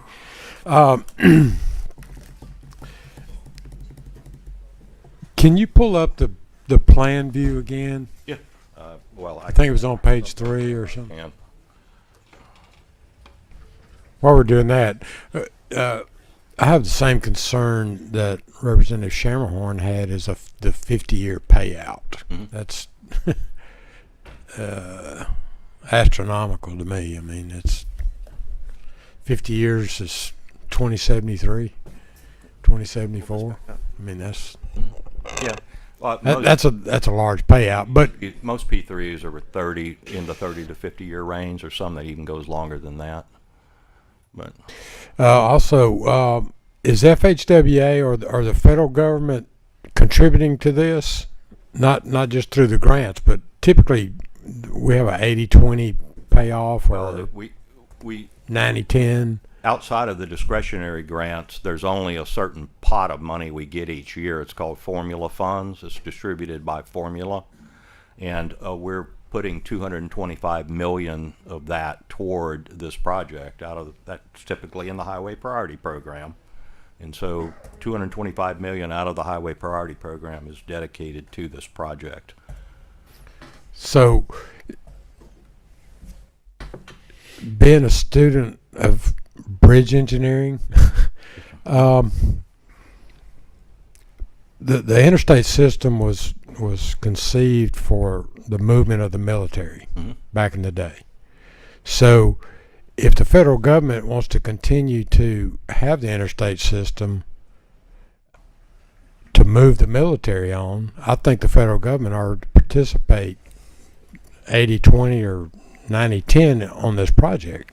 It is an interstate section. In a broader context, we've had those and made that point numerous times that the interstate is wearing out across the country, and it's going to have to be reconstructed, and there's going to have to be a national program to do that, and Congress does nothing. So this particular bridge, as I mentioned, was not actually built as part of the interstate. It was an existing bridge that they incorporated in to save money. But the interstate right now, most of it is 60 years old. Right. And, is it going to last another 10 years? Yes. Is it going to last another 20? Probably. 30? I don't know. 40? Probably not. And it's not something you can wait until the last second and throw money at and expect it to be fixed. These major projects take years and years to get developed, and Congress is going to have to do something. I don't know when they're ever going to do it. They seem unable to do something of a massive scale like the original interstate construction was. But typically, you project a bridge to last 50 years at a minimum. yes, That's the typical scenario. And this one's 70 years old already. So I think the federal government should be participating in this more than they are. well, as Of course, I mentioned, you probably do too. But philosophically, we can argue that point all day. Right. But we did ask for 600 million, and we got 150. Two presidents stood in front of the bridge and made a point about we need to replace this bridge. One of them didn't get reelected. and the other one gave us 150 instead of 600. So Right. that's where we are. Okay, another question is, have we looked at renovating the existing bridge, or is the superstructure so deteriorated that that's not even I mean, feasible? you can, it's like it's like an old car in a way. You can keep your old car running forever if you pump a lot of money into it. Right. You basically wind up rebuilding it. So yeah, we can keep the existing bridge open. It's going to take a lot more investment in the future to make it last longer and longer. We haven't been doing that. We've been doing smaller projects because we were headed toward a P3, just trying to get it to the point where it was going to be replaced. So we didn't want to make major investments in it, which would then be wasted if we replaced it. But if we don't have a clear path to replacement, I'm afraid we're probably going to have to invest some serious money in it to rehabilitate it. Okay, if we end up going the toll route and we get toll tags, will they be reciprocal with other states? In other words, we drive to Texas, will they? That And are we gonna interoperability of toll tags is a big issue nationally, Right. and there's a lot of interest in having that. That would be the ideal thing, is to be able to have that. I don't think that is the case right now. So do you think that could come to be? I think it could. Yeah. I mean, think that would I be- know Oklahoma and Texas do it. It would be very desirable to have that, yes, to have interoperable Okay. toll tags. Just something to look into, I guess. And then also you're going to give the auto tag, the in-state auto tag users a credit after $3,000, as I understand. Trucks. Oh, Large trucks. Yeah, Okay. Let me get to the. So We don't have that up Yeah, on the screen I- anymore. I- But 'cause I the got a large question about trucks that. is where the. Let me get to that because this is important. You see the large truck tag there Right. with the toll tag. It's $12.50. Right. So there's a lot of concern. I mean, all the local users are going to have toll tags, no doubt. I mean, you'd be foolish not to. Even if you're from out of state and you come through on a regular basis, you would want to get a toll tag. What we're talking about is a credit, tax credit, only for Louisiana registered trucks. Right. Not trucks from Texas or Florida or Arizona or wherever. So in effect, by giving that tax credit, in effect, the state's paying for the bridge anyway. Part of the toll. Yeah. It's paying part of the toll, yeah. Right.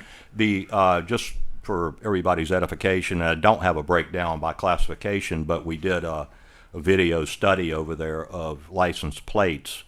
If I'm recalling correctly, only 40% of the people crossing the bridge have Louisiana plates. The other 60% do not. So they're from out of state. So I think that the impact will be maybe less than Less people than 100 million? perceive. They might be less than people perceive it to be, but we need to protect our own trucking companies. We need a healthy trucking industry in Louisiana. Yeah, I mean, this is going to affect intrastate travel, I would think. Interstate, I guess. Interstate travel. Commerce. I don't know that it will. It depends on where you're shipping to and from and what your route's going to be, because it costs a lot of money per mile to operate a large vehicle. Before we get to the drawing, just a curious question: do the boat traffic pay tolls to go under the bridge? No, they do not. Should they? I don't think you could ever get the Coast Guard to agree with that. Okay, let's pull up the drawing. I got a question about that. You want the drawing? Yeah. Starting over on the, I guess, the west side. Yes, over here. Yes. Mm-hmm. I don't know.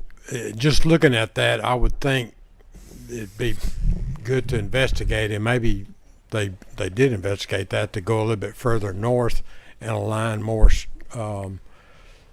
parallel to or straight into I-10 up there. You mean up Then here? Yes. Yeah, go we up looked at above it. the. We looked at that Okay. early Let's on. not- A north loop. Realign it and take it out of the city altogether. Same with the south loop too, and it's just so cost prohibitive. Okay. And then my last question is, how much of that is at grade? How much is elevated structure and how much is almost all of it's at grade, except you've got the bridge here, Right. and you've got the approaches, and the approaches, even under the new bridge scenario, are a half a mile long on either side. You're talking about a 3% grade going up. But they're 74 structured? feet. Yeah. So, well, it wouldn't. Some of it would be on embankment, but eventually you're going to get on structure. So I don't know what the actual structure length is. the end abutments would be the end of the structure, and then Right. you're Yeah, at grade from I that don't know point. what that exactly is. So, but it's probably close to a mile on structure. Oh, okay. All right. Thank you. That's all I got. Okay. Thank you, Representative Gadberry. Senator Carter, you're up next, but before I do that, I want to thank Senator Stein and Senator Abraham for agreeing to provide lunch for this committee. We're ordering it right now. Thank you, guys. Oh, good. Great job. Good job. Senator Carter.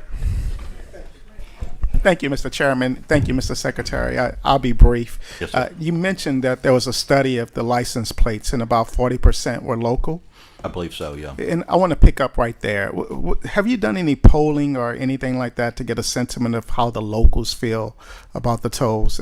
I represent District 7 as Arlene, so we had the Crescent City Connection tolls that lasted for a very long time, and it was a huge 30 fight years, to yeah. get rid of that. And all sorts of questions still remain about those tolls. And we have the Bell Chase Bridge coming on in that toll. And so I know how my district feels about tolls, and there's strong sentiment against it. And I'm just curious to know, like, for this area, has there been local engagement, to figure out how are the locals when it comes to paying this toll? Well, I would say in general, there's no place anywhere in the world where people are jumping up and down throwing confetti to pay tolls. Nobody wants to pay tolls. Nobody wants to pay taxes either, but they want infrastructure. So we went down the tax route. The answer was no. And so now we're going down the toll route. So if you put it out for a vote, most people would say, I want the bridge, but I don't want to pay tolls. So really the question is, we'd realize you don't want to pay tolls. Do you want the bridge or not? Is there any non-toll option for this bridge? So just so we're clear, as we go through the the logical chart, Yep. there's no option for this bridge that doesn't involve a toll. I don't see it. The gap is too big. There's no way to fill that gap. And then my final question is, you told us earlier that we have to vote to approve this, I believe September 25th or a date around that, specific date. No. And if that is not approved, then we have to vote to decline. And if it's declined, then the bridge is just deferred.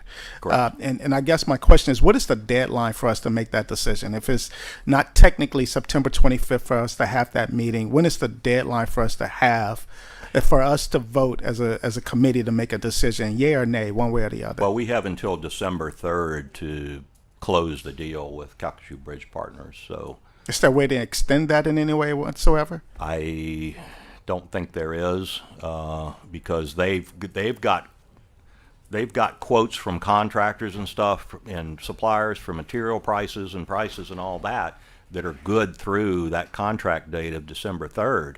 Beyond that, if somebody says, well, I can't guarantee I'm going to still provide that for you at this price.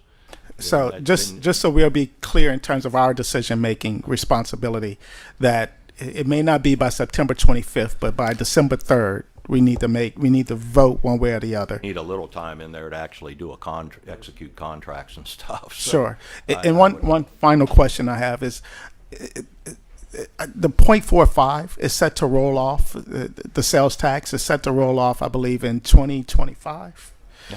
How does that factor into the financing equation whatsoever? I know that we have $100 million in a 2022 budget for it, but if that rolls off, that 0.45 rolls off in 2025, how does that have an impact on this project? Well, it would make it that much more difficult to find money to fill the gap. If there's a desire to try to do this with public funds somehow, I don't see a path forward short of taking it out of the highway priority program, which affects everybody's district in the state.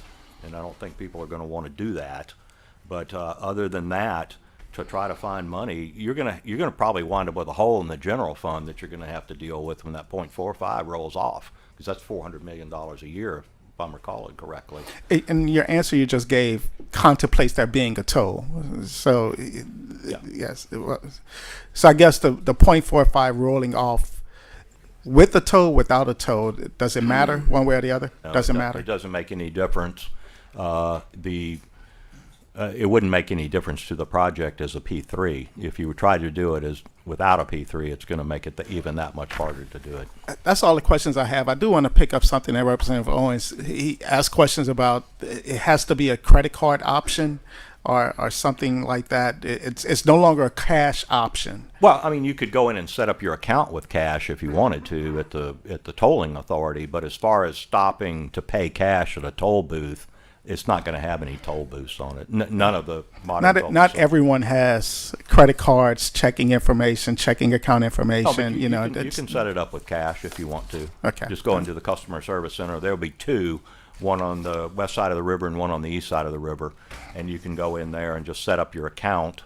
You probably also set it up online if you do have a credit card, but for people who don't, you can go in and set it up with cash and just put a certain amount on file there, whatever that amount is Calcasieu Bridge Partners would require. If you've got a toll tag, you're only getting deducted 25 cents a pass, so you know you can go a long way on not that much money. Thank you, Mr. Secretary. Yes, sir.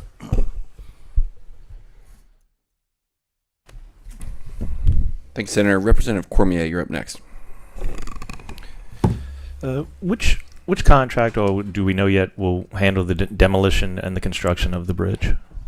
I don't know. I don't know that. Okay. Well, the other leading to a couple other questions. Is there any plan to give Louisiana contractors a greater opportunity to land these jobs?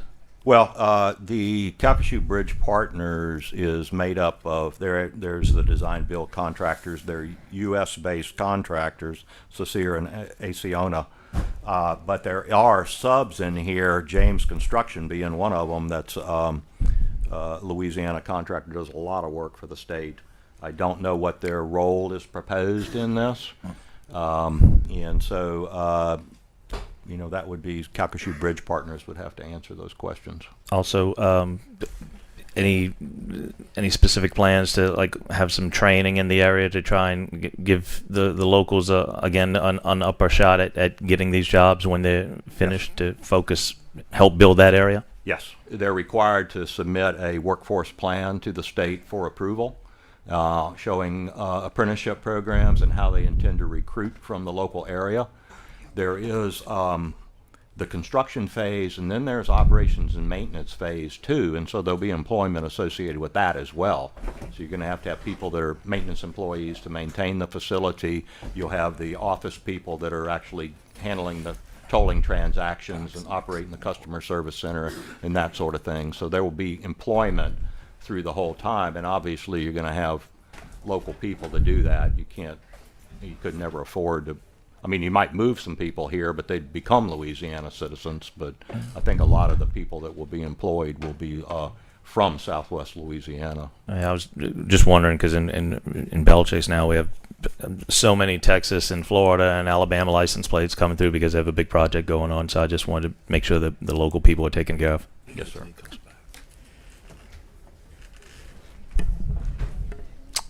Okay, Senator Peacock. Thank you, Mr. Chairman. Thank you, Dr. Calvo, for being here today and for the presentation.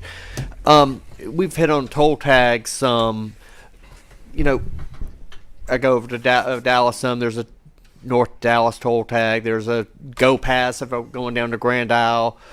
Are we going to eventually have like 5 different toll tags across the country, or do you see one toll tag being good for everywhere in the country? I mean, what's going to happen with that industry? Because that can be really frustrating. Of course, if you don't have a toll tag, there's a much more, I guess, revenue generated. Yeah. I mean, there's a cost, but there's more. So what happens with that across? Is this going to be the Go Pass, the same toll tag that you use on LA1 will work on this one, or would you have to have 2 different toll toll tags in Louisiana, and one for the across the Pontchartrain. Is that a different toll tag? I mean, Yeah, that's a Causeway Commission. That's a different entity. It's a subdivision of the state, but it's always been treated separately in law and everything.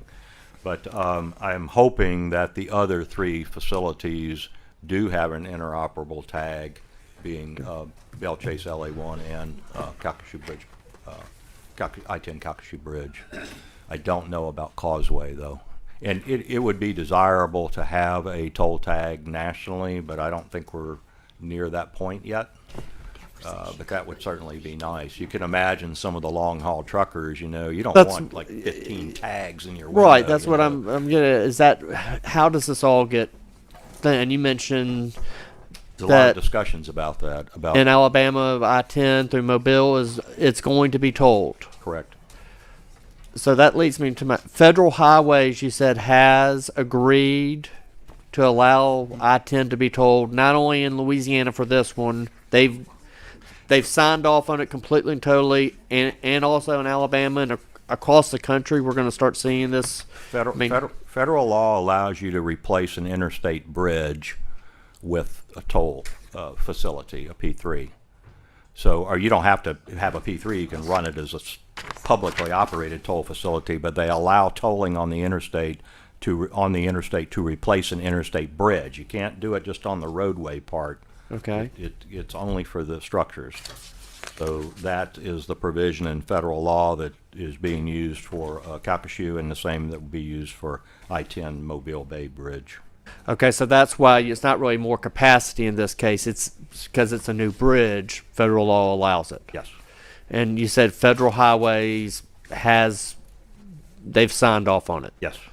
Okay, they did it very quickly for federal highways to be able to move. I mean, that's Well, they've been involved in our process through the whole process, which has gone on for almost 3 years now, 2.5 years. Okay. Close to 3. I know we've had some questions about if there's a windfall and that you could buy down the 50 years or you could reduce. Okay, say the legislature in the future we have another windfall of resources to the treasury of the state. The state wants to put a large amount of funds towards this. Does the legislature have a way to buy down that 50 years? Is it only from the windfall of? No, it's not only from the windfall. I mean, you can adjust the contract, amend the contract at any time you want to, but the windfall proceeds is something that is built into the contract, where what that can be used for, and it's at the discretion of the state too to decide. It's not Calcasieu Bridge Partners that gets to decide, but it can only be used, at least in the case of Belle Chase, and we propose the same thing here for those 3 things I mentioned: buying down the CPI where you wouldn't get the CPI adjustment, or going for a certain period where everybody got reduced tolls, or buying off years at the end of the contract. Okay, so that's in the contract that would be in the contract, and those terms are favorable, or are they terms that we would never want to pay it off? No, I think it's all a negotiation. If we wound up with more money in the future and we wanted to eliminate the tolls earlier than anticipated, it would be a negotiation with Calcasieu Bridge Partners to determine what that cost is. I guess the question, that's not set on the front end. That's something that would be negotiated. Yeah, there's provisions in there for how to negotiate, if I'm recalling Belle Chase correctly. It's through an open book method too, so you get to see everybody's numbers. But the contractor would also be in negotiation. They could say, we're not agreeable to that. They don't want to allow the term. It is a negotiation. It is not in the agreement on the front end. It is after the fact. Well, there's a process in there. There's a process in the agreement that you go in the upfront that you go through. And I don't remember the details on Belle Chase. I'm sorry, but I can get that for you. But well, it's just something I would want. That there would be an option for the state. It is an option, and I don't think the contractor has ability to say no. It's it's an open book method that you go through to determine, what what's the value of how many every years you want to buy out, say that's 5 years or whatever. And there's an open book method to determine what the value of it is, and that's how you come to terms with how much it's going to cost you. Because that's what, when Senator Carter talked to him about the 0.45, say the legislature decided we're going to renew that 0.45 and put it just towards infrastructure. What that would free up to pay this down, to pay for a Mississippi River Bridge, to pay for an I-49 completion across the state of Louisiana, both south and in the intercity. How those funds could be used to pay that down, I think should, that might help the legislature be able to know, well, this is how it could be done and paid off versus a negotiation. The unknown, it would be better to know and be able to give that information and have it on the front end for the legislature. Also, a question on your inflation, the 100% inflation in 3 years. And those are on Louisiana numbers, and I know that's where we live and that's what we're dealing with. Is that happening all over the country? Is that 100%? I mean, is it really? I don't know if it's 100% everywhere, but I mean, everybody is getting whacked by inflation all across the country. It comes up at every one of our national meetings and regional meetings, the same thing. So I don't know what Alabama's numbers are, for example, but I suspect they're very similar to Louisiana's numbers. And that's just, what, I mean, inflation's been bad enough for people at the grocery store and stuff like that, but I mean, that is pales in comparison to construction inflation. It's just right. That's what I'm saying. When you're saying 100% in 3 years, that's, and I know you had the percentage there and it jumped. And I know your department looks at that, but it just is a lot of concern. What is it? Is it because we don't have enough companies who are specified in building these mega projects? A lot of it is materials. Is it because they don't have, concrete is made with coal. Is that, cement prices, steel prices, asphalt actually stabilized a little bit. Okay. So fortunately, but, and speaking with a contractor I've known for a long time, he's a straight up guy. And I was talking to him maybe 6 months ago. He said, look, we try to give our employees CPI adjustments because they got families to feed, they got bills to pay. And he said, we gave them 7% one year and 6% the next year. My labor costs have gone up 13% in 2 years. And he said, I used to be able to buy a paving machine for $400,000. Now they want $800,000 for it. And so I'm not blaming our contractors. I don't think our contractors are price gouging us. The materials cost, the labor cost, the equipment cost, they're all up, and it's all being reflected. And there's a lot of, and particularly in this state, there's a lot of industrial expansion going on at the same time. So there's competition for workers and materials and everything. So it all rolls into that. Okay. And lastly, I know you mentioned, and this is something, the existing bridge will be removed in this process. So, and that's because it's part of the interstate system that allows for a bridge in excess of 50 years to be removed. Is that correct? The interstate bridges were exempted, and we also did fortunately they were exempted from that federal law, but we also did a comprehensive review of all the bridges in Louisiana and came to agreement with the federal government as to what would be considered historic and what was not. Calcasieu is not. So even though it will could be demolished and removed. Even though it's one of probably the oldest bridges. Correct. Okay. But it will be removed, and it would be an eyesore, and it would be a hazard to have it there. I mean, how would you control it, access to it, and everything else? So. Right. Great. Thank you, Mr. Chairman. Thank you, Senator. Representative Horton. Thank you, Mr. Chairman. Thank you, sir, for being here. Yes, I know you need to take a deep breath. Probably you're doing a great job. But I was listening to the percentages of non-Louisiana companies, 60% that would be using the Calcasieu Bridge, right? Yeah. Why can't we exempt Louisiana truckers then? Well, we would give them a discount is what I was proposing. That discount would be whatever the legislature decides it is, whether that's $3,000 or less or more or whatever it is. I just think whatever the impact is on the general fund is going to decide whether it passes or not. So I'm not saying 3,000 is the right number, I We're going to understand. try to prepare a fiscal note and try to prepare a methodology so that if we adjust that number up or down, we can kind of tell what the impact is to the general fund. The one thing I don't know is in that 60-40 breakdown of in-state versus out-of-state license plates, I don't have it backtracked to trucks.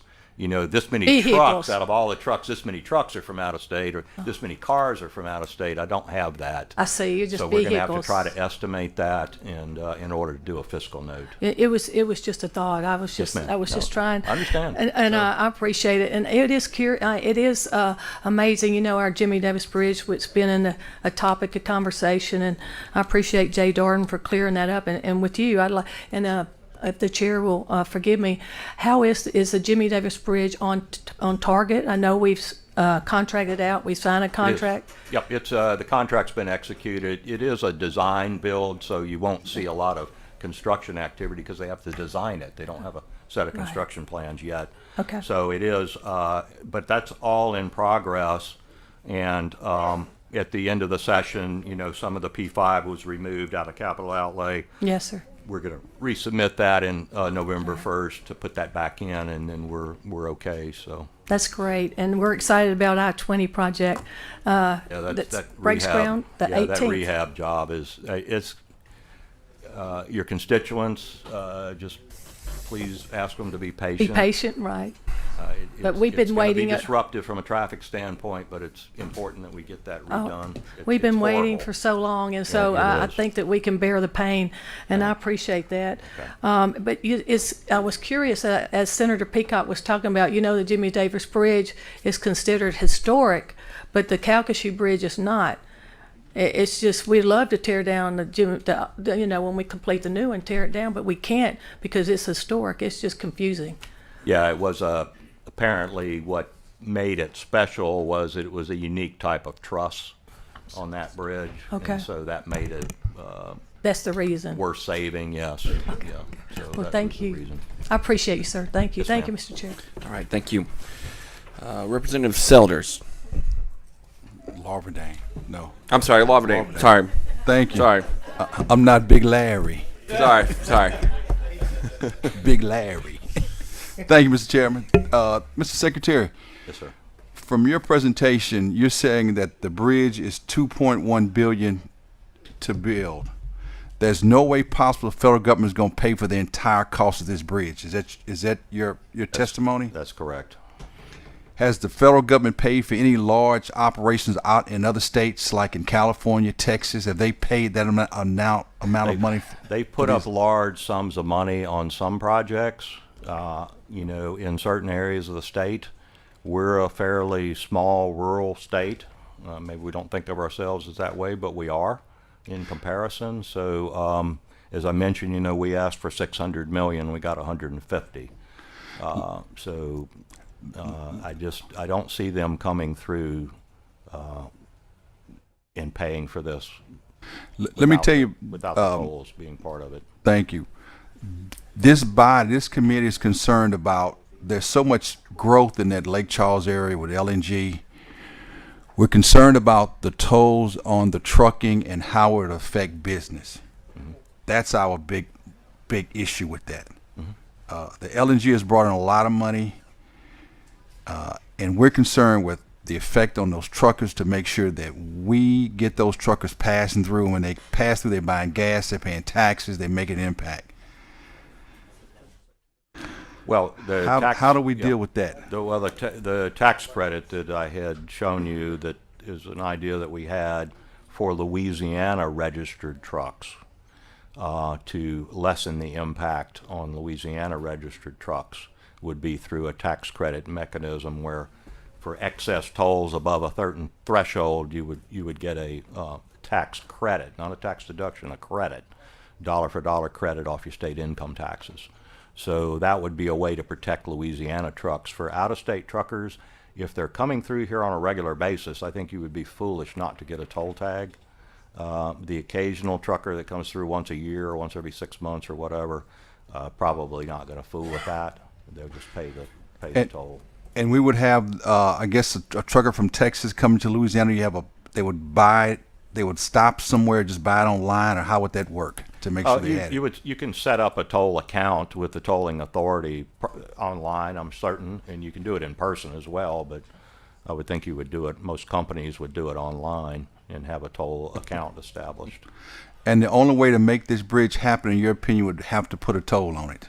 In my opinion, yes. We cannot close the gap any other way.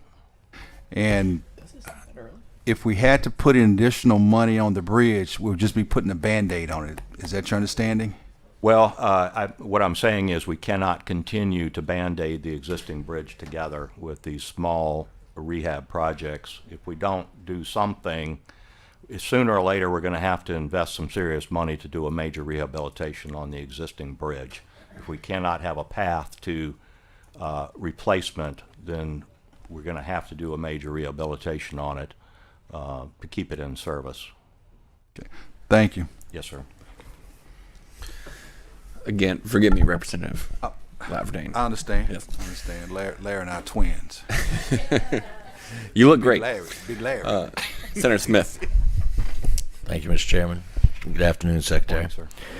Morning, sir. So we've been talking about federal highways a lot because obviously I-10.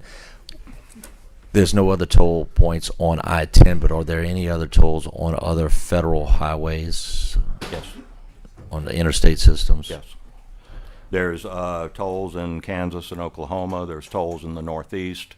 Some of those were existing toll roads that were incorporated into the interstate system, so they've been allowed to keep their tolls.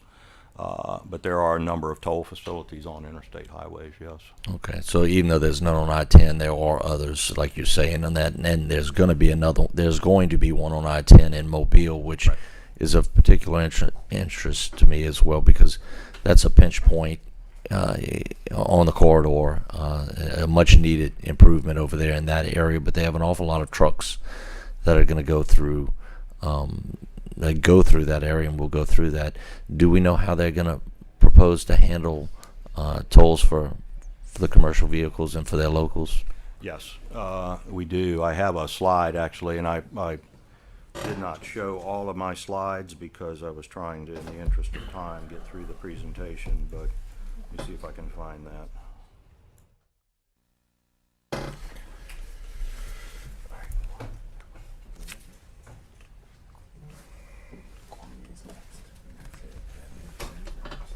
Trying to unhide this slide, and it doesn't seem to want to do that. Can you see that? I'm sorry, I can't. It doesn't seem to want to hide. See Elizabeth River, Virginia, I-10 Mobile, yeah. Yeah, that's the comparison. I don't know why this won't work, but anyway, that's the comparison. Okay, good. You have it in your handout there, and I didn't know if they printed the. Can you get that? I can't. It doesn't unhide for some reason. So we can see it up here, but so pretty much across the board. No, that's. Did you get it unhidden? It was that one slide I need to unhide. Yeah, just watch this just for a minute.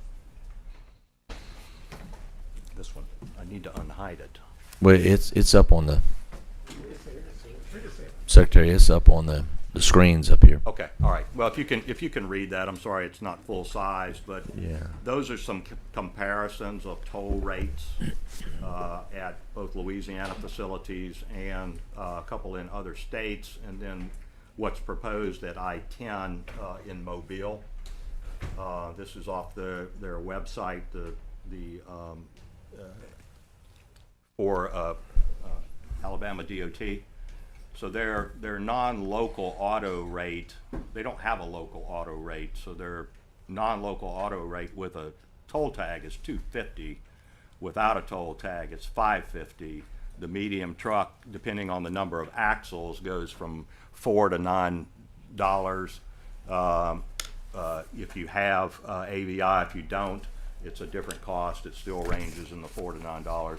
Large trucks, AVI and non-AVI, go all the way up to $21. If it's a 6-axle truck, it's $21.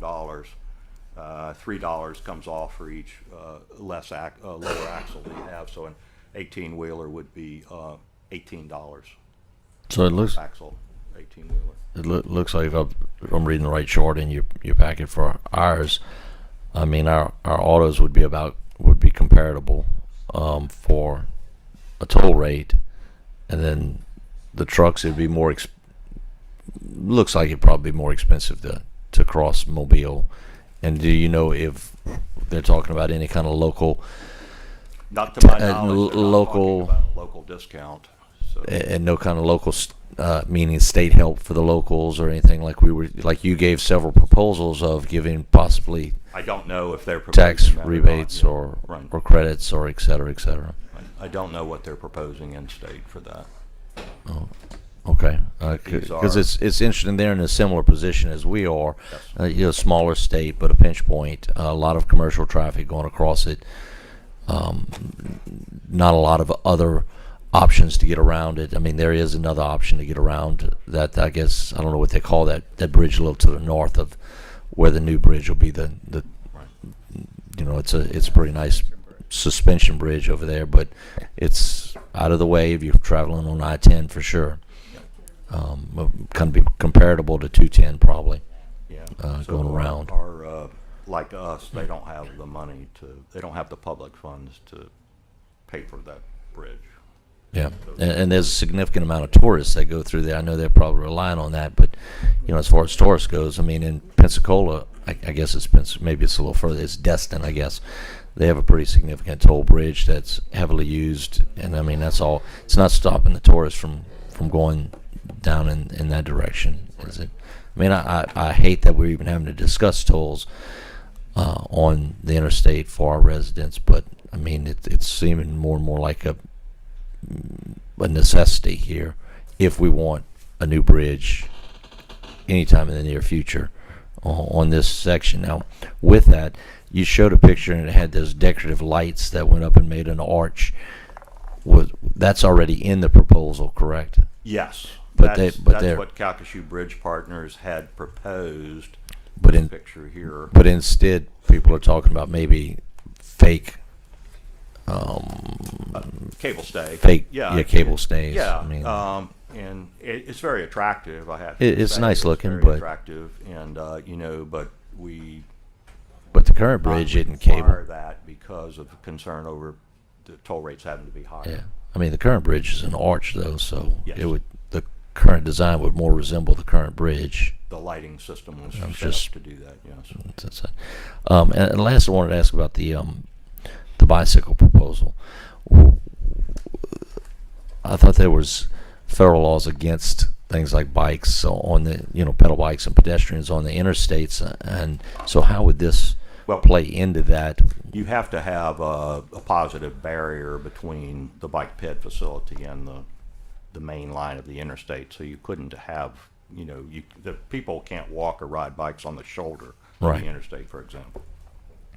So it'd have to be a separate facility that was separated by a crash barrier to Almost so widening the bridge a little bit yeah, more. It would have to be widen the bridge. It'd have to be wide enough to get service vehicles up there. Part of the concern, and I've had some very heated discussions with members of the community over there about the practicality of it, but because of the ADA accessibility requirements, there may have to be elevators and things like that for disabled people to be able to go up and enjoy the scenic. I mean, nice idea, but it sounds a little unfeasible. Well, we're going to estimate a cost for it and see, and then the other point is too that I think that the grades on the bridge are going to be challenging for people who are not in tip-top physical condition. Yeah. I would point out if you've come from the west and approached the I-10 bridge here in Baton Rouge, that's a 3% grade, 3.25%, and the bridge is 156 feet high. This bridge would be half as high, but the grade's the same. So trying to walk up halfway up that bridge, I think, would be very challenging for people who are not in really good physical condition. So that was a negative too, I believe, for it. But just throwing it out. Nevertheless, we're going to estimate the cost and see what it is. Throwing it out there, it may be a more attractive option. I would think maybe to put some type of a raised observation area, maybe in their recreation area over there, a raised tower that they could look at the bridge, get the same vantage point, and then you could have the elevators and whatnot, and go up and look. Just an idea, just throwing it. No, it's out a there. good idea. But- So yeah, I think part of the idea too was maybe even to have like races and stuff across the bridge using the bike ped lane for. Well, they race across I-310 right now once a year with the charity run. There's a foot race across the bridge. It goes from the river road to the river road, and they shut down one lane of traffic and the shoulder so that the people can do that right now, and there's no solid barrier in place, so that can actually be done. I would assume over there as it is on 310. Of course, there's a lot more traffic over there probably, but anyway. All right. Thank you, Mr. Chairman. Thank you, Secretary. Thank you. Thank you. Okay, I've got one light left. Representative Cormier, you had something?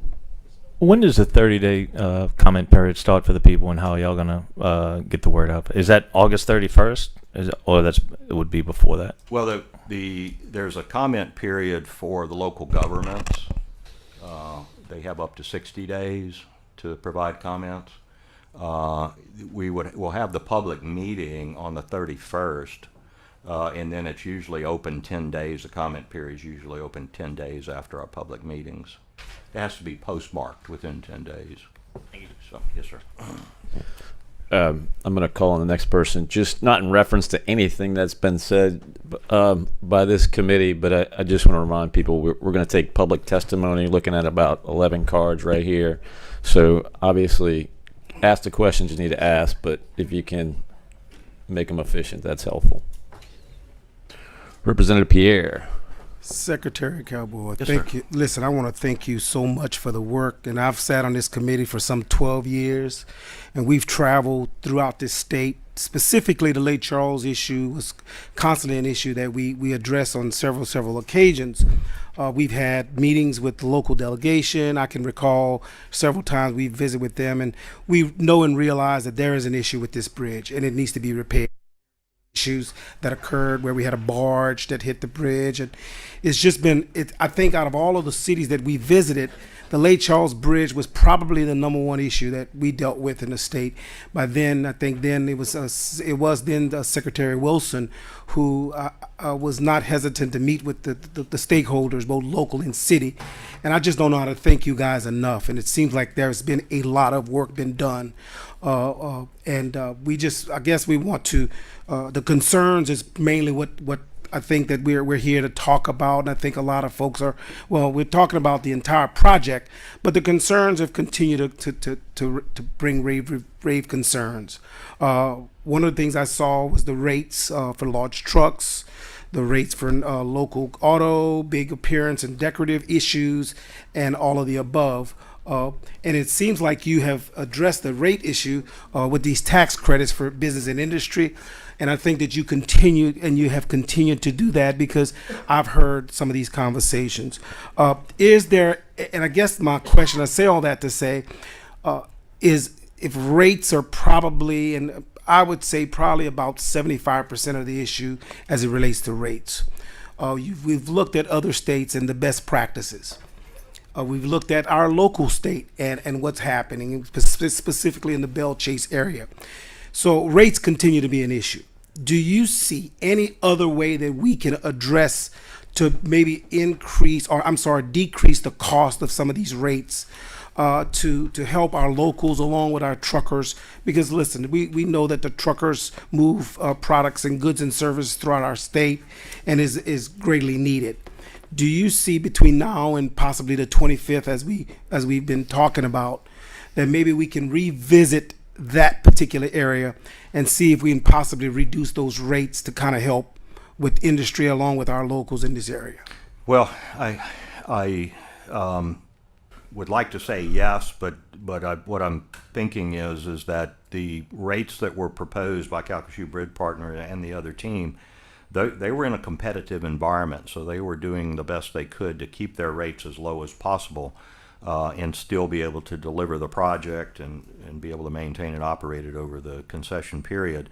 So I'm not sure that they really have any slack in there to lower their rates more, unless we can come up with upfront money to compensate them, and then they could lower their rates. Because once they go out and borrow money in order to proceed with the project, then they've got this bond debt they've got to make and all that, and so it'll be more difficult to do after the fact. Say next session, for example, they will have already sold their bonds. So I think it's going to be more difficult. I would like to try. I mean, I think that the local auto rate at 25 cents, I mean, there hadn't been any upheaval that I've seen in the press over there from average citizens complaining about that.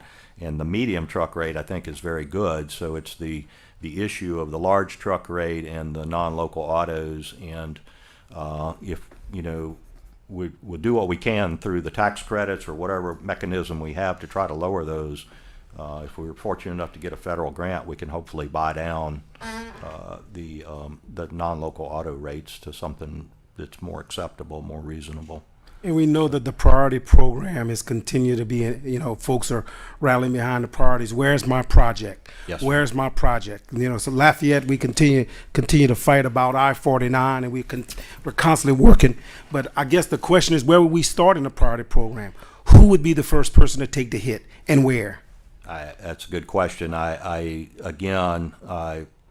If the priority program is used to try to fill the gap so that tolls are not used in Lake Charles, that's going to adversely affect every other legislative district in the state, because you will all have to sacrifice projects in order to do that. Thank you. Okay, no more questions on the board here.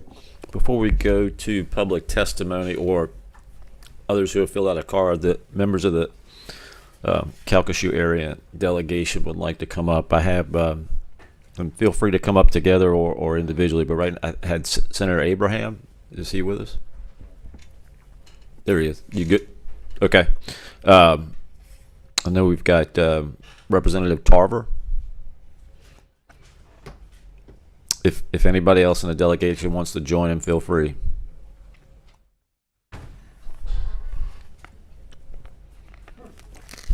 They always call me a lone wolf.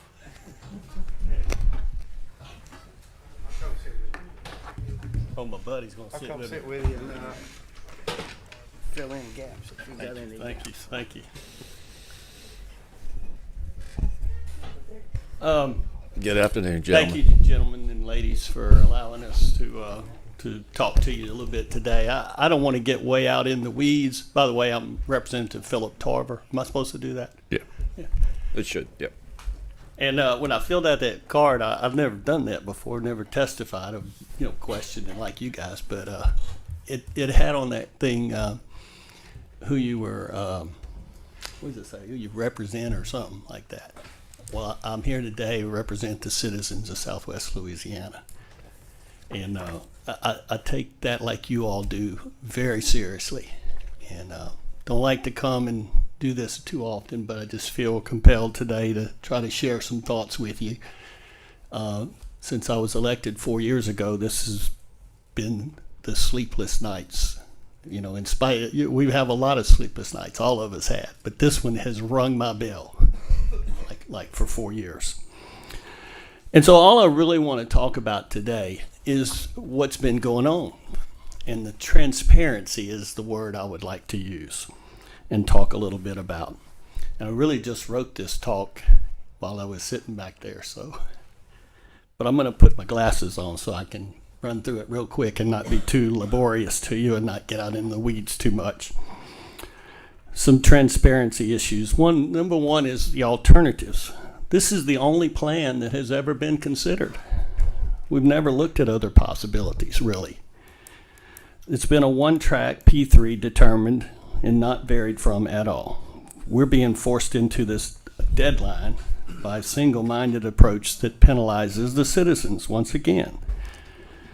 The pressure of all or nothing now or never on a major thoroughfare. The answer has never been looked at as any other option other than tolling this bridge. Funding, another transparency issue. This legislature, with your gracious help, has provided $800 million in funding so far.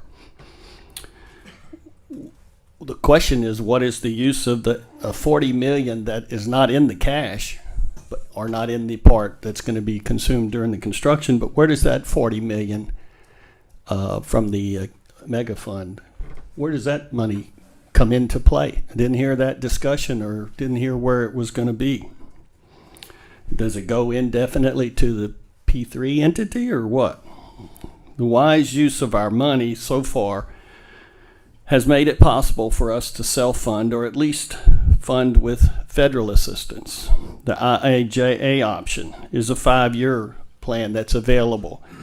And until we were forced to, the DOTD refused to tap that resource for the 2nd year, because the plan, according to them, to me, and to us, the plan was to proceed with the P3. So they didn't need that money.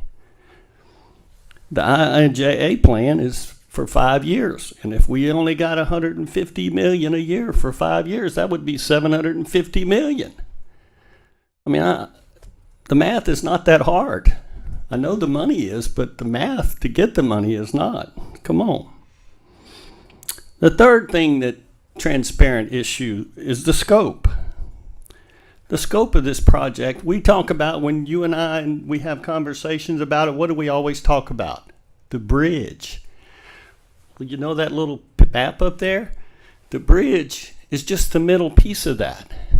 They've taken this scope and expanded it from the bridge to bring that other piece in, but they didn't bring this piece in over here. I'm not sure why, but those two pieces on the outer edge are no different than the Highway 165 overpass in my area, the area out in Vinton as you just come into Louisiana.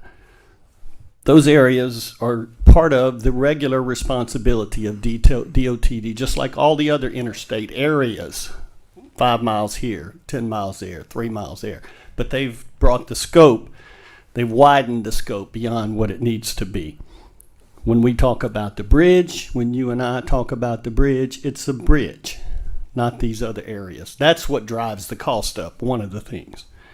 Speaking of the cost, who knows what the cost is? Y'all know what a swag is? That's kind of what we've got here. And the swag came from the beneficiaries of the number. There are other examples which you'll hear some testimony about where it's far less. An example in Houston where there was a longer, taller, wider bridge at only $1.3 billion. And here's the thing, the closer we get, the more, every time you help appropriate more money, guess what happens to the cost of the bridge? It's gone up. Every time. Funny. That's like if you were going to buy a car from me and you wanted to lease it, and all I would tell you is, well, don't worry about it, it's just $100 a month. Well, what's the cost of the car? Oh, I don't know, it's this, but that's not really important. It's just, what's the price? What's the price of the toll? The transparency refutes the price. The $1.6 billion in March, it was $1.5 billion at the meeting prior to that, and with a probability of 70% that it would go to $1.6 billion. This was in March of this year, just before the session when we met with them, talked about it. This has happened over and over and over. Started at $600 million when I was first elected. It went to $800 million. It went to $1.2 billion. It went to $1.5 billion and $1.6 billion. And now guess what? It's $2.1 billion. Let's move on to another topic, the federal money. Thanks to you again, we've been able to secure $800 million, of which only $225 million is federal highway dollars. The 150 mega grant, a 45 million highway priority, and a 30 million highway priority for 75. So that's a total of 225 million of the 800 million cash is all the federal money that we've gotten. If you add in the $40 million that we set aside, that could be bonded out for $500 million, which brings the total to $1.3 billion of state dollars primarily. Only $225 million of federal dollars. state money, but just 225 of federal. The latest effort grant was not going to even be applied for till we called it into question during that July 25th meeting, and then at the last minute, before this meeting, they decided to apply for it. Moving on to another topic. We didn't really cover it too much, the 210 alternative route impact. The local impact on this route is not discussed. They didn't even really bring it up in their proposal at all. But as a person who drives that route, that 6 or 7 mile route, 5 or 6 times a day, I can assure you this is going to be impacted far more than they expect. If you notice in this presentation, that diversion impact was not even mentioned. So transparency is the problem. We have options and we've not even tapped them. We've not even explored them. One new suggestion came up today that we could spend 100 to 200 million and get another 20 years of life out of this bridge. That would buy us some time that maybe we could go, and 100 to 200 million is not a lot when you're thinking about 1.5 to 2 billion. If we could go figure out a way in another few years to do it, we could do a better job of making a better decision than jumping on a 50-year bandwagon of untested, uncertain, unclear project. All this is not exhaustive of our concerns, but it's very indicative of our concerns. And the opposition to the toll is not the point, but real, wise, thoughtful decision making that impacts the lives of our citizens for the next 50 years is what's important. I appreciate the time to share with you my thoughts. Thank you. Representative Carter. Thank you, Mr. Chair. Representative, thank you for that very emotional, powerful testimony. You know your area very well, and I know my area very well, and we had tolls in our area, and we have one coming. For those of us that are on this committee that's not from your area, you know, and we're looking at you for guidance, and if they're giving us an option, and it's a simple yes or no, it doesn't seem like we have to vote on other options. It's either yes, we approve it, or no, let's decline it. And if we decline it, it seems like the bridge is involuntarily deferred, so to speak. So if you're coming there and you're trying to tell us how we should vote for your area, for this committee, you know, is this a yay or a nay? I mean, do you want the bridge with the toll, or vote this down and consider other options? I guess I just want to be clear in terms of your position for us who serve on the committee. Yes, sir. My position is there's money. And until we know how much that bridge actually costs on a fair, competitive bid, we can't make that decision. And so if we had to say now, then yeah, we need to explore it deeper. We need to dig deeper. And you know, I talk to my people in my business all the time. When the going gets tough and the decisions gets tough, you gotta scratch down. You gotta be willing to dig deep. And look, I've been up there, so I know what involuntarily deferring something is. It's not a good thing, is right. it? But what we do when we involuntarily defer it is we have to go back and go to work and dig deeper and find a way. And this has been my feeling from day one when I was elected. Where there's a will, there is a way. And if the will of the leadership and the will of our government was that we could build that bridge, the bridge. I'm not talking about the corridor, I'm talking about the bridge. We could build that bridge if there was a will to do it without impacting the citizens' daily lives again with a chump change here, chump change there. That's what it feels like we're asking them to do, when I know good and well, and you do too, 50 cents a day, 30 days a week, it adds up, especially when gas is. I don't want to get out in the weeds. That's what I was trying. I hope I answered your question about involuntarily deferred. No, thank you. Thank you for your testimony. Thank you, Mr. Chair. Thank you.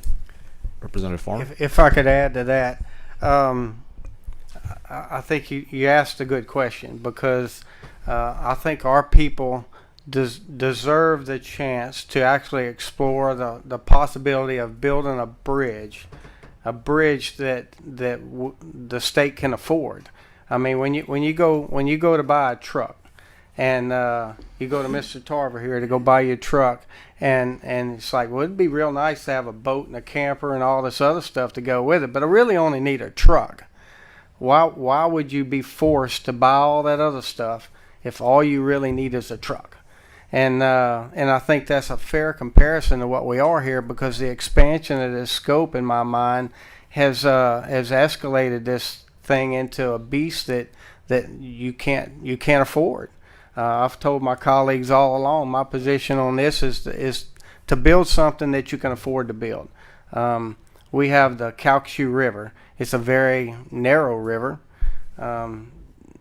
very similar in nature, if not smaller, to the Sabine River.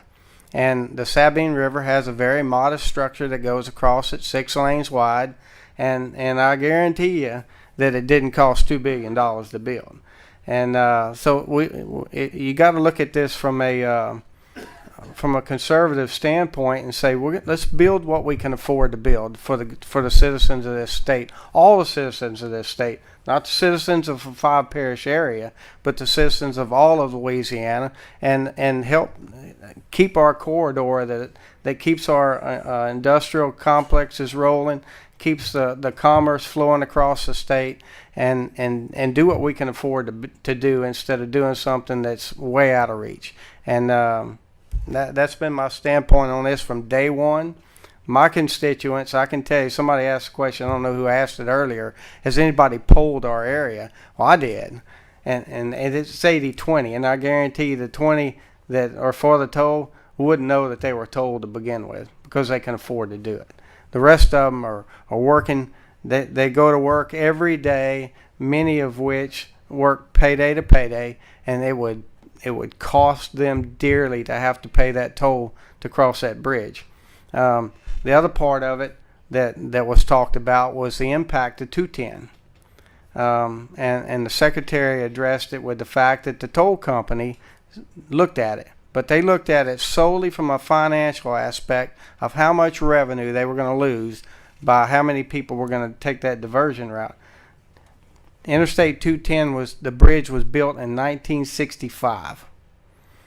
It's not much newer than the one that we're talking about replacing. In fact, it's past its 50-year lifespan itself.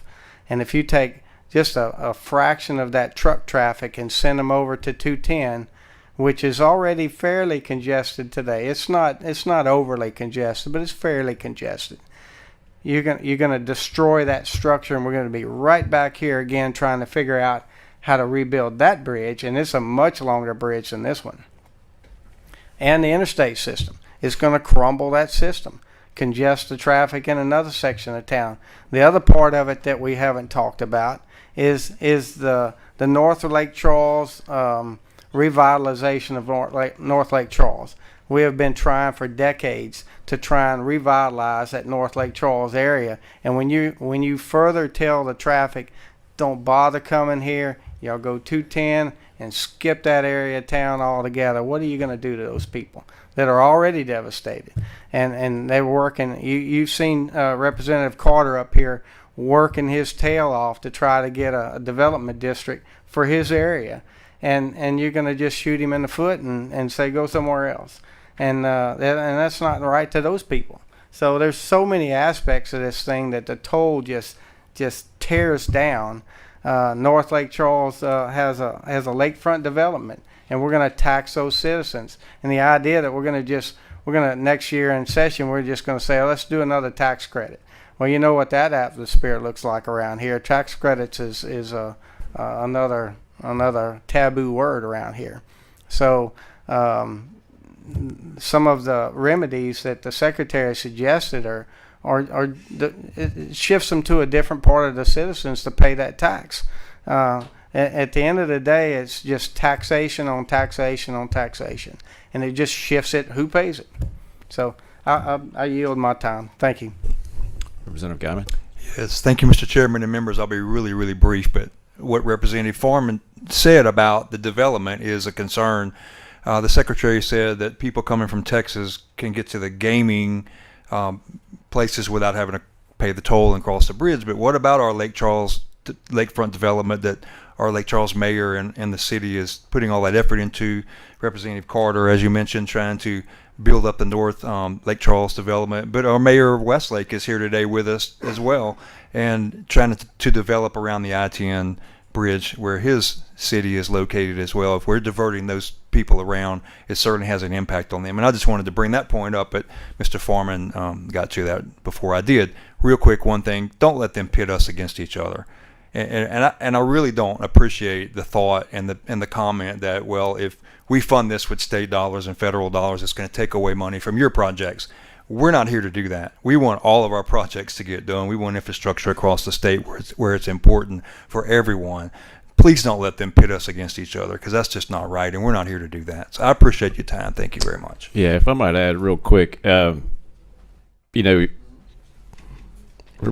Guyman, Representative Tarver, Representative Farnham, Representative Romero, Representative Boriak, who's not here right now, you all have been like model representatives. We've had conversations about this and options, a good year or two now, and I appreciate that comment, because under no circumstances has anybody said, oh, we want to take this and stuff like that. I mean, it's all been a great conversation to try to understand and represent you people, and I appreciate that. And if I could just have one parting thought, because this Representative Farnham has been so good about this throughout the last 4 years. He said it over and over and over again, and I got to say it for him. If all we got is $1.3 billion, let's build a $1.3 billion bridge. That's wise decision making. If we can afford it, let's build what we can afford. Thank you for that. Thank you. Okay, thank you. Senator Abraham, come join the party. Anybody, Senator Stein, coming? Well, they probably thought I wasn't going to talk. I really was not, and I'm not trying to drag them up here. We got a motion for a 3-minute rule. No, I just wanted to give you, because everybody said what they're going to say, and part of what I was thinking has already been said here at the table between Representative Tarver and Farnham and Representative Guyman. But just to kind of give you my thoughts on this whole thing, I was probably more neutral. I just wanted to try to get a bridge built and looking at and exploring all the options. But as the price has gone up, and I think Representative Tarver hit the nail on the head, there's a lot of unanswered questions, and the transparency wasn't as good as it could have been. And I'm just going to give 2 or 3 points, which a couple of them have already been mentioned. One, we asked why we did not have a grant application on this particular bridge. We can do it for 5 years in a row. And I found out that we had not applied for a grant application. And then I asked the department, and they admitted they had not applied for one. I thought that was a little strange, because you should have been applying every year. Whether you're going to get it or not, at least you can apply. You can put some of that money towards that bridge.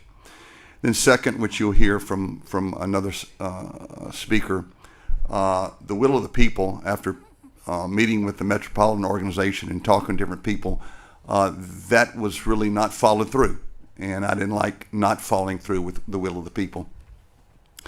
And then I asked what was the dollar amount for each strata of tolling cars, like the locals and the trucks and the big trucks. How much money is each of those levels of funding on the toll? How much money is that bringing? And the reason is because, do we want to have the locals not have a toll? Do we want to put a limit on the local truckers going back and forth? We need to know those numbers. And basically I was told, well, we can't give you those numbers. We can't tell you what those levels are. Well, if I had those numbers, maybe we could adjust them a little bit and change it, and maybe make the local truckers receive the toll a bit better. So I didn't like that. And then we talk about at the end, I think, which Senator Peacock said, well, how do you change it? Well, you can have amendments. Well, how do you have amendments after the fact? To me, in a contract, you better start doing amendments ahead of time. I've been in business for myself for a long, long time. You don't sign a contract and then come back later and say, well, let me try to see if I can amend something. What leverage do you have when that happens? I think you need to have amendments early on. So because of all these questions, I just feel we're probably rushing at this point in the game. I just wanted to voice my thoughts on it. Senator Stein. I'm here for Senator Abraham's emotional support. No, in all seriousness, just to echo what everyone from our delegation has said, transparency has absolutely been an issue here. We just found out the toll rates just a few weeks ago. And I would say that before you guys do make that decision, make sure that you have the preliminary official statement in front of you, the POS, which we have yet to see. Bond counsel says they're working on it.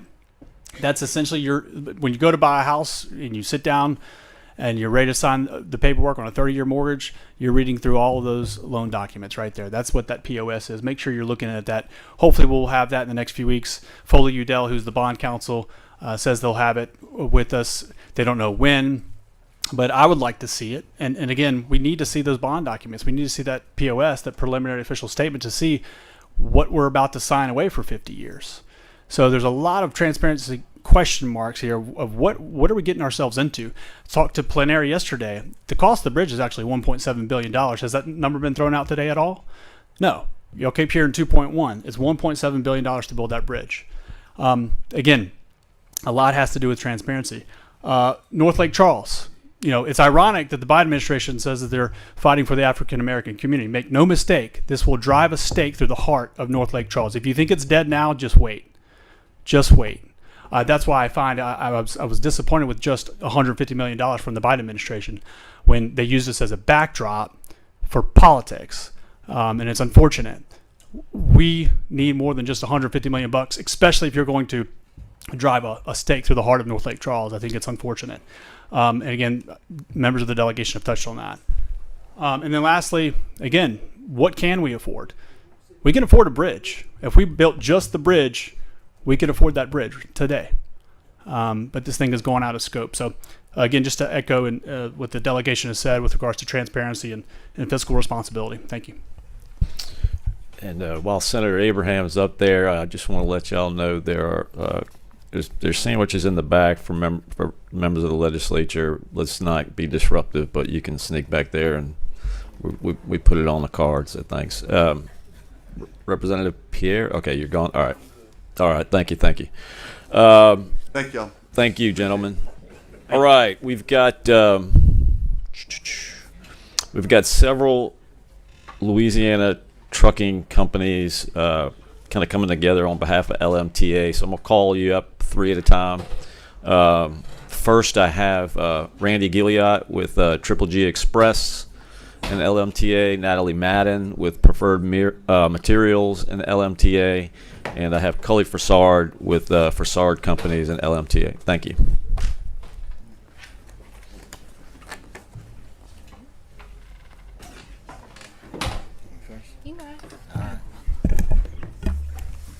Thank you, Mr. Vice Chair. My name is Randy Gilliott. My company is Triple G Express, located in the New Orleans, Louisiana area. I am a third-generation trucker. I've been doing this my whole life. My exposure to the Lake Charles Bridge is fairly minimal in the scope of my business. Okay, I do have the privilege of being a past chairman and a past president of the Louisiana Motor Transport Association. I also have the privilege of being a past chairman of the American Trucking Associations out of Washington, D.C. This able body has already been briefed and discussed this project. There are a lot of aspects that were in my original notes that's already been discussed. So for the time, for the sake of conserving time, I will not get into a lot of those topics that are of extreme concern. There are probably two that I would like to emphasize, one that may not have been brought up yet. But the first I'd like to emphasize is the toll aspect and the privatization of this project as proposed is absolutely one of the most expensive ways to build a road. I do believe, as a resident of Louisiana, a lifelong resident of Louisiana, and a trucker based in Louisiana, owning a company, a third generation since 1945, it is the obligation of this state to have adequate infrastructure that's paid for in the most economical way possible. And this project is not representative of that at all. So I thank this body for asking all those right questions. I will present a new aspect to this project that may not have been represented or discussed yet today. As the chairman of the American Trucking Associations in 2019-2020, we represented interstate truckers coast to coast at the in litigation against the state of Rhode Island. So far, we have won that litigation. It is time consuming. It is very expensive. The Trucking Association, American Trucking Association, brought this litigation on because it was an unfair tolling practice. Unfair tolling practice against interstate truckers.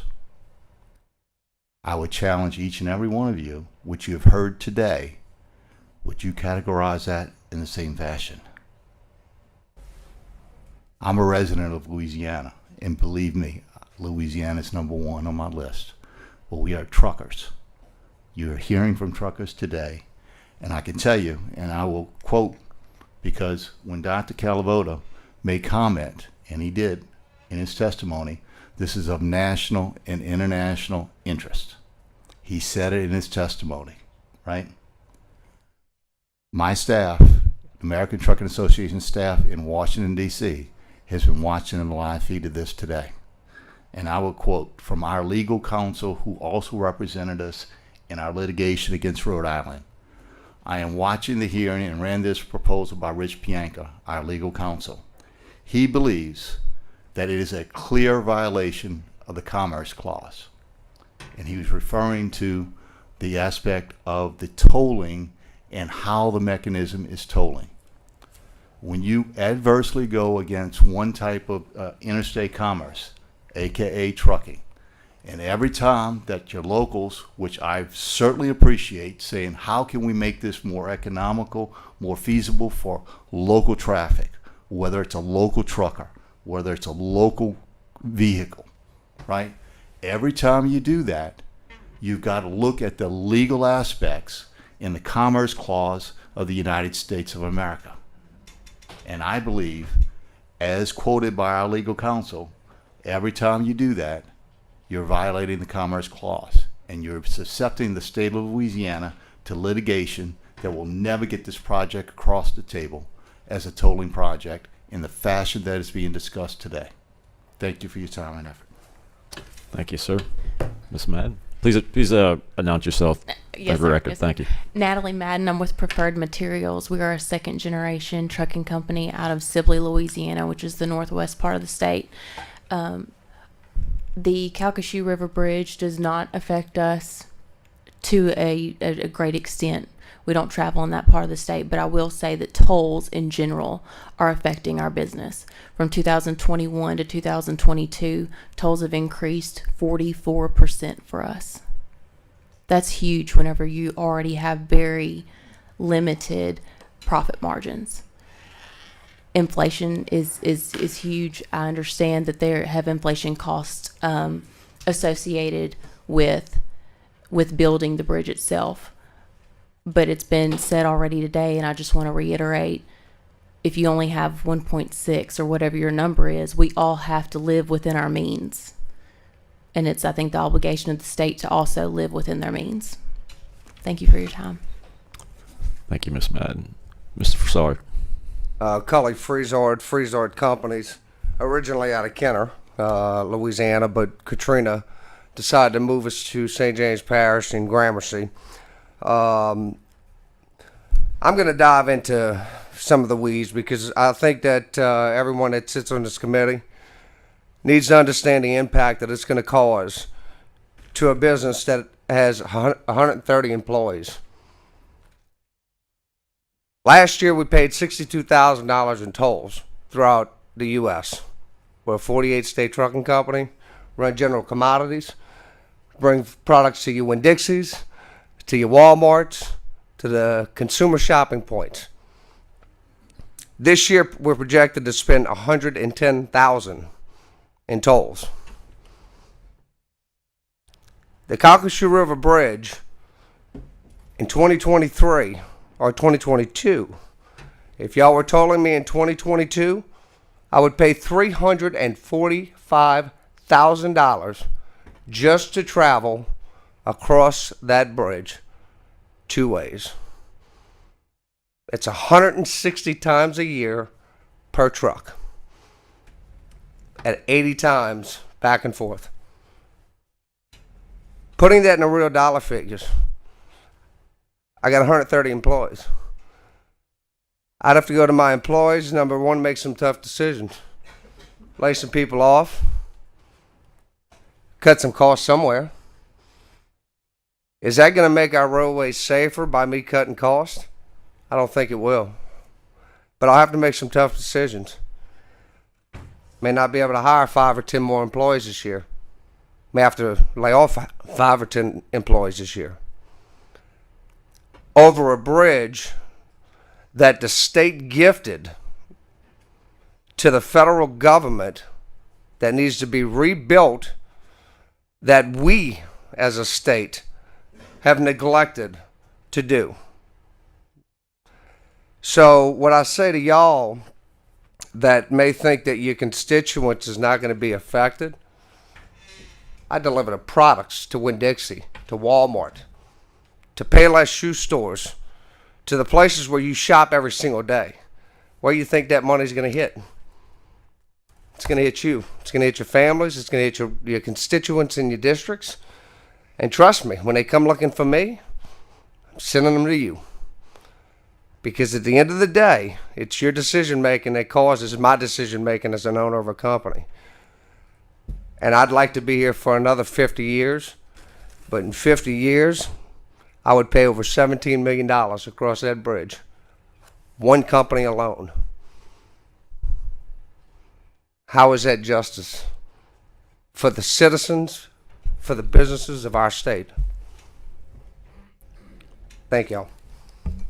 Thank you. We have one question from the committee, but before we go to that, I just want to say something. I've never had this opportunity to do this, but following Hurricane Ida, Frisard Trucking made it known that they were willing to drop the the trailers over.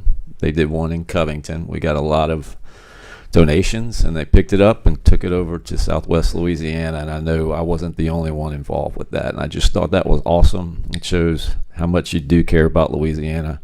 And given the area we're talking about, it's kind of ironic, but thank you. Representative Cormier.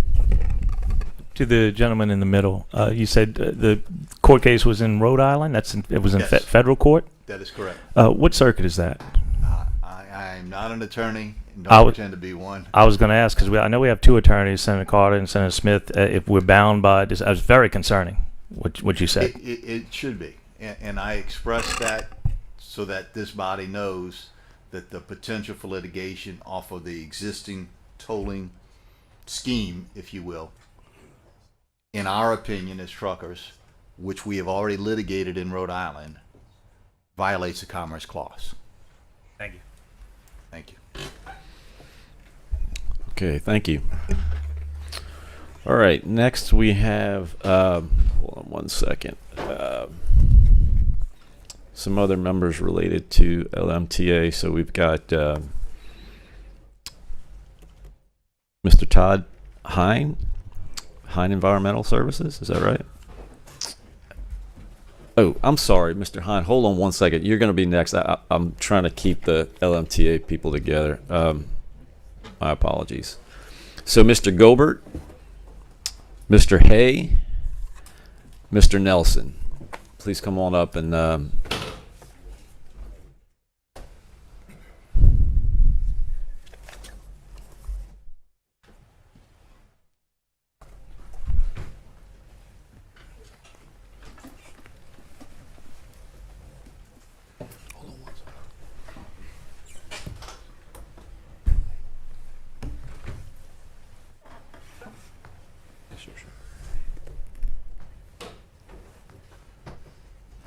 okay, gentlemen, go ahead. Self-selection. Just announce yourself for the record. Okay. Thank you. My name is Gary Gobert, and I'm with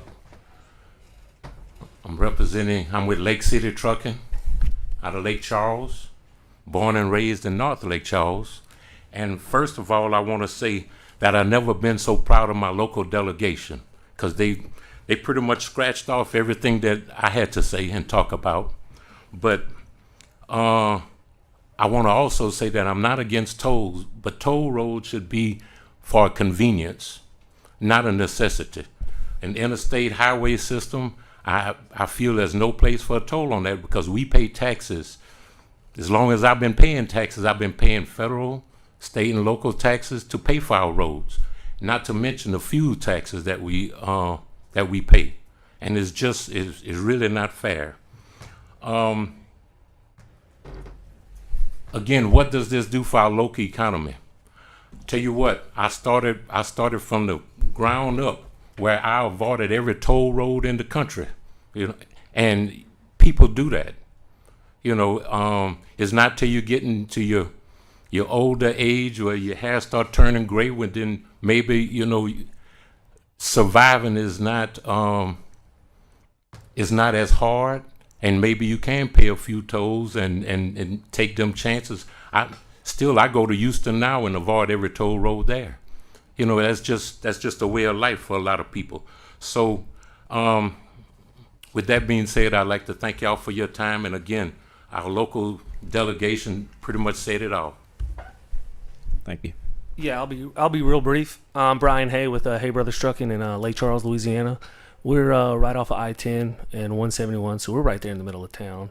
Now, the issue with tolling for us is not only are you saying it's $12.50 for what they're calling a big truck, or $18.73 or whatever it is, but I don't really understand what the definition of the big truck is. Is that a bobtail truck?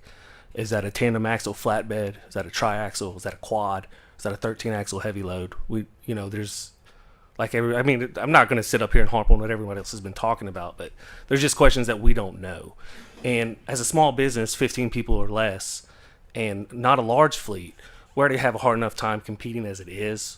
We're not immune to what anyone else is with inflation, cost of business, insurance cost.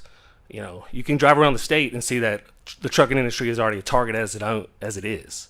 So I felt like we're another target for the toll with an unprecedented cost or whatnot. And not only that, we compete on the west side in Texas quite a bit.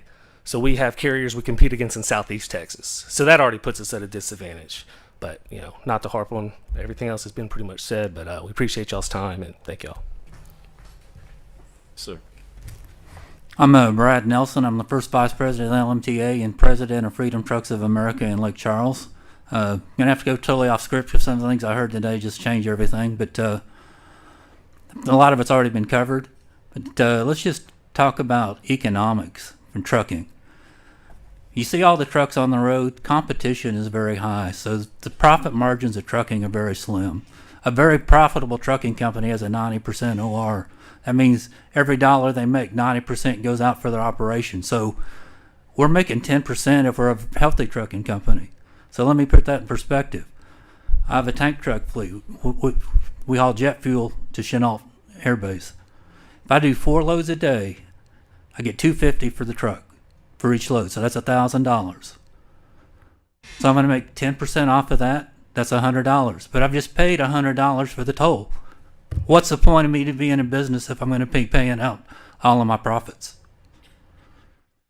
Now I'm on the east, I'm in Lake Charles on the east side of the bridge. All the plants and refineries are on the west side. So I'm going to have to be crossing, but a lot of my competition is already in Sulphur in Westlake. So they're not going to be paying that toll. So now I'm at a disadvantage. So this toll makes winners and losers. Most of Lake Charles is going to be losers. We're going to be paying extra stuff. It's going to be a hardship on the businesses. As you can see, what about safety? It's predicted that about 50% of the trucks will be taking, or traffic will be taking the 210 bypass now. And we know, but by other testimony, it's not going to be able to take that. So you're going to be putting a lot of traffic on a road that's just not made for that. There's probably going to be a lot of accidents. It's worse on the 210 bridge. It's longer. So, if you want to talk about destination zero death, we're not making our goals because we're just going to be putting a more risk by putting a toll on this bridge. And then they didn't have the cost for what it would take for a truck to go around the 210 bypass. It takes about $2 a mile, and it's 4 miles extra, so that's $8. You're a trucking company in Houston or New Orleans, and you can do the math. It's cheaper to pay $8 than it is to pay $12.50 or $18. You know, big savings. So that's going to put a lot of burden. And I guarantee you, trucking companies look at every cost, and they're going to be taking the 210 just to save the money there. So thanks for your time, and I appreciate all your efforts in this. Thank you. Thank you, gentlemen. Okay, next we have Andrew Gwynn with Port Aggregates and Renee Amar with LMTA.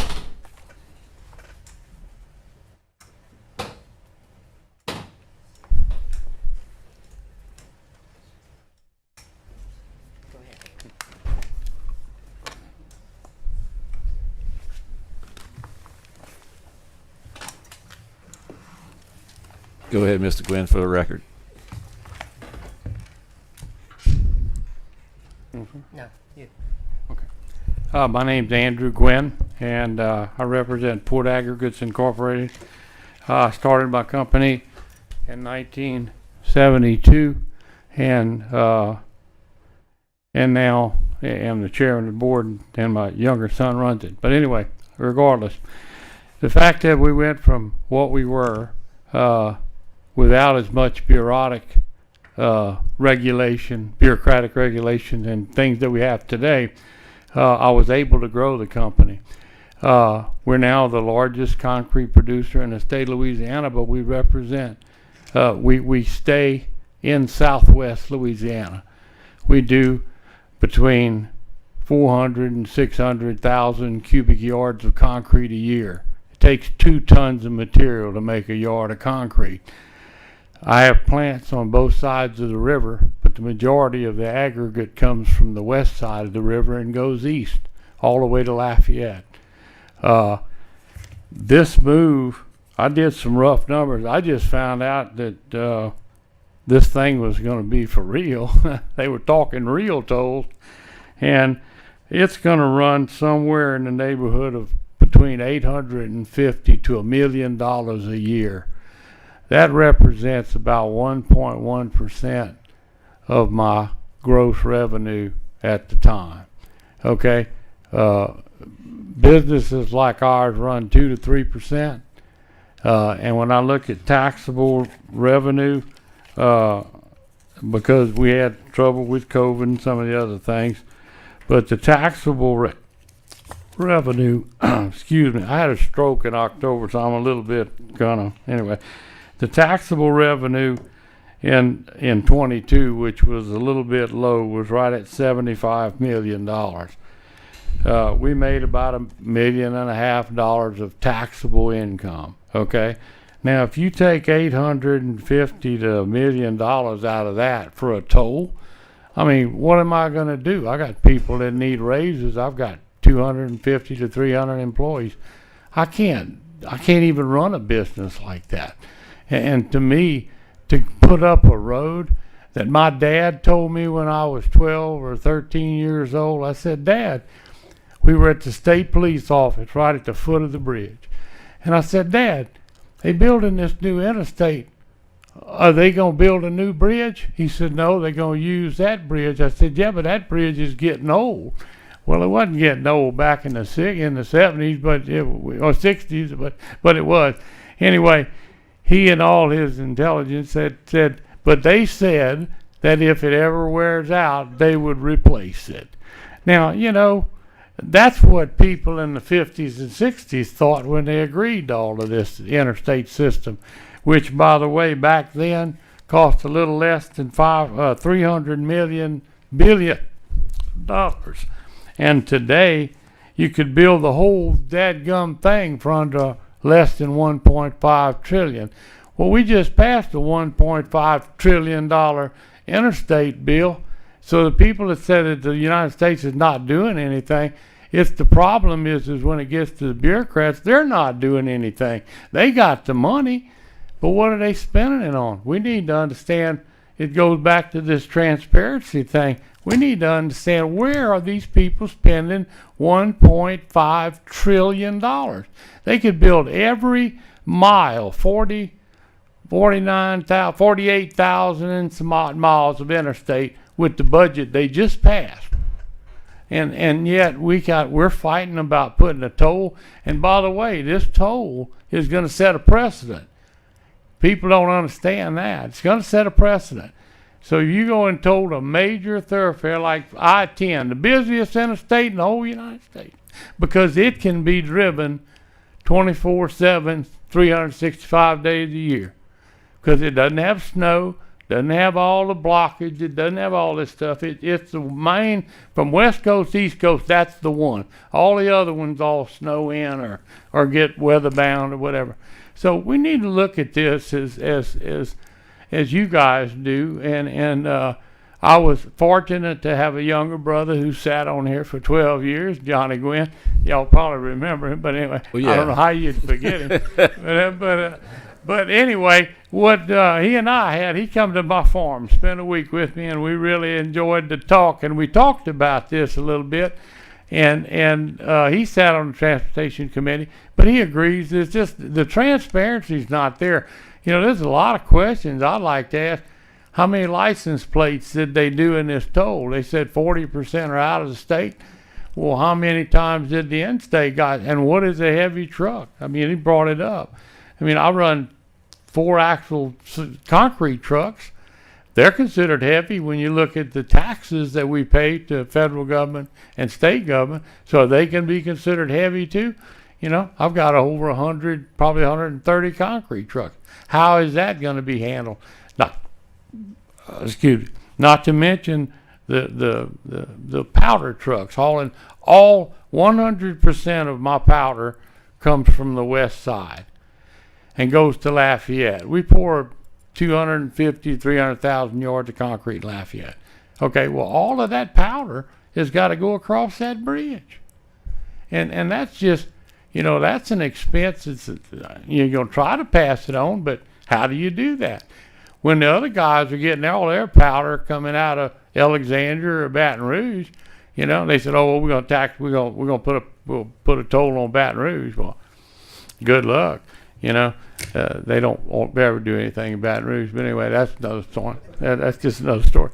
That's getting into the weeds, like they said. But what I'm trying to say is that it's just not fair. You know, if you're going to do something like this, say, okay, well, let's tax every bridge that's on an interstate that crosses a major river in Louisiana, and take that money and pay for any new bridges that we're going to be building or repairs or whatever to the other bridges. That way the whole state of Louisiana is going to benefit from what you're doing. Don't just pick one bridge and say, little old Calcasieu River, you can almost jump across it.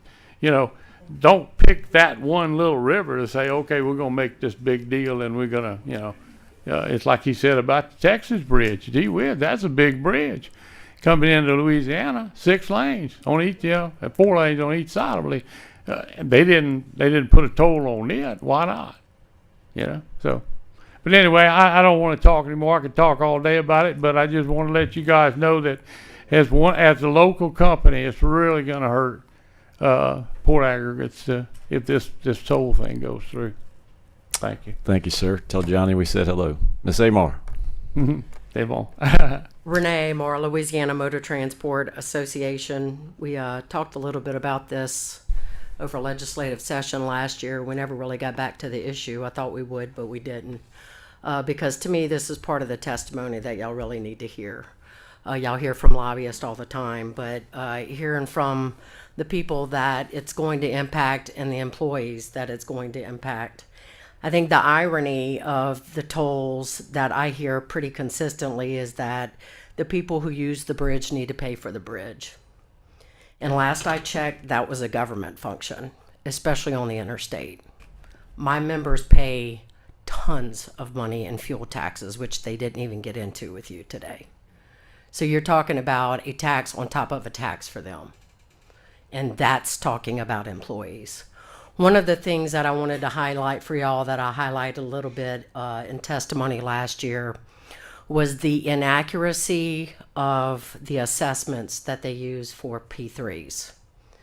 You can do a quick Google search across the nation to see some of the bankruptcies that have happened in some of the other states on these P3 projects. And so they're bipartisan, just so y'all are aware. Indiana, Virginia, South Carolina, San Diego, Illinois, Alabama, Michigan, Kentucky, and our beloved Texas. Texas that we love to refer to so often. Texas that was referred to today. Texas, who has also kind of put a halt to their P3s in their state because of this issue.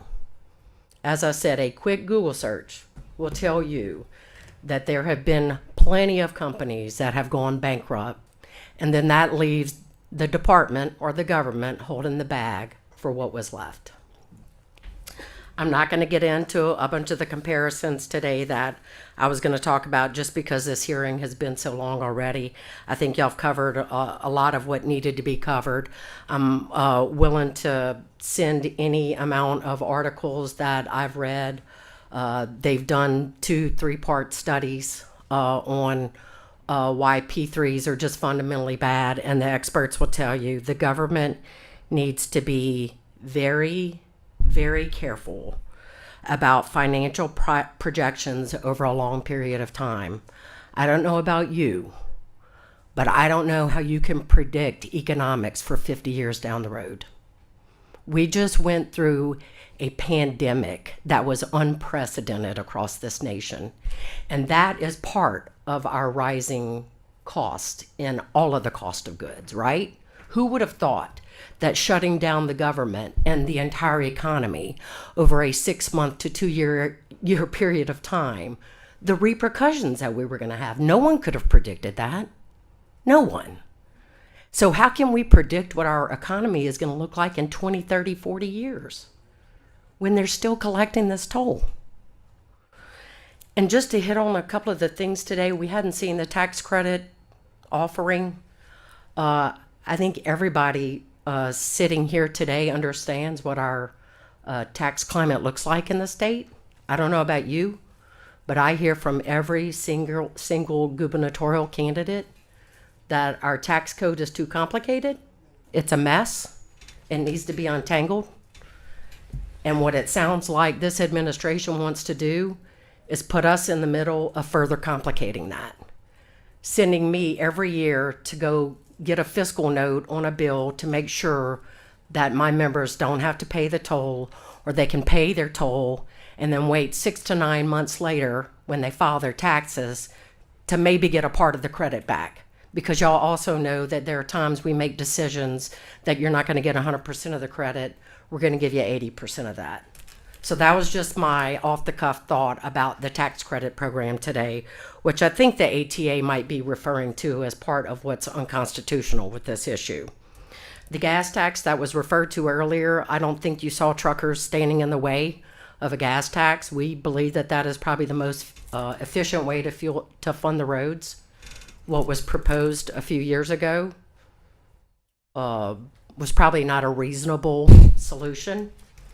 So we would like to see some different solutions offered for that.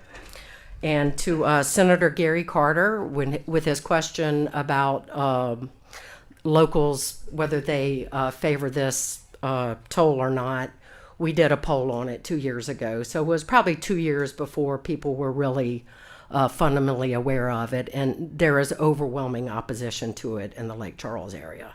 The local residents do not want this. And so I beg you to consider all those things when y'all think about this proposal, about what you would want done in your backyard. I thank you for your time today. Thank you, Ms. Amar. Okay, next, Mr. Hine, you're next now. Thank you. Come on up. Just for the record, just for prep, after Mr. Hine, we've got Dennis Miller and then Fitzgerald Darbone. I'll call you up, but those are the last 2 cards I have, so be prepared. Thank you.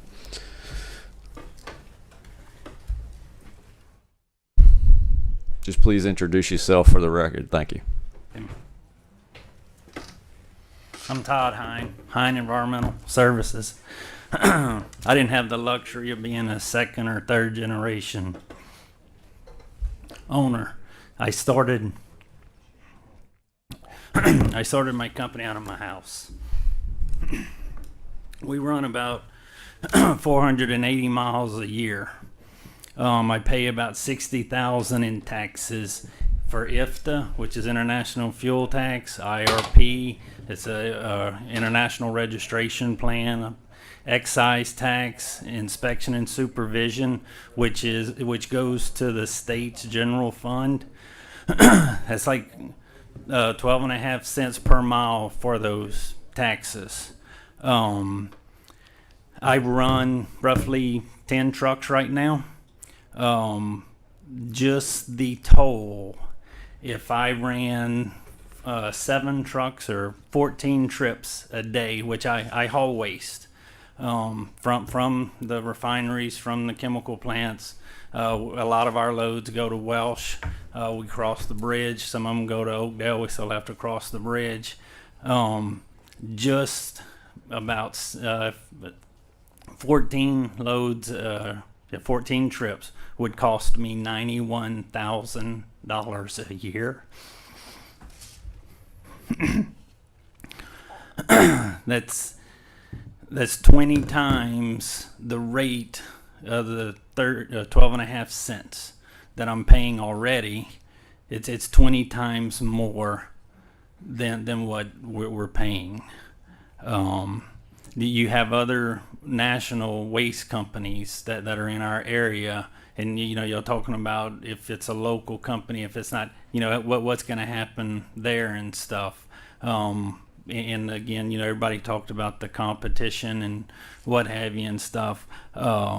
It's just, I couldn't do it.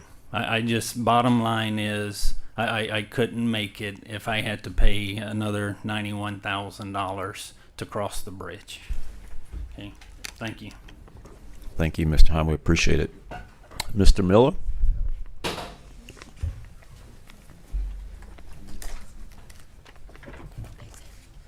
Thank you. Good afternoon, Mr. Chairman. Good afternoon. Joint Committee. My name is Dennis Miller. I'm an elected business manager for Local 99, a laborers union. If we could figure out a way to get this project started, I just, have some recommendations on hiring some local folks. We represent 100 construction workers in the state of Louisiana, including Calcasieu Parish. Our members reside in the communities where they work and reflect the diversity of those communities. They earn a living wage, health insurance, retirement benefits. As local residents, our members will be affected by the toll rates on I-10. But as local workers, our members could have the opportunity to build a project. But we need your help to ensure the jobs created good paying jobs, that local workers fill those promised jobs. To date, there is no assurance that this project will actually create quality employment opportunities. So I have 3 recommendations for the committee based on our reviews for this project to date. Number 1, elected officials should require monthly reporting for Calcasieu Parish partners on the number of local residents hired on the project.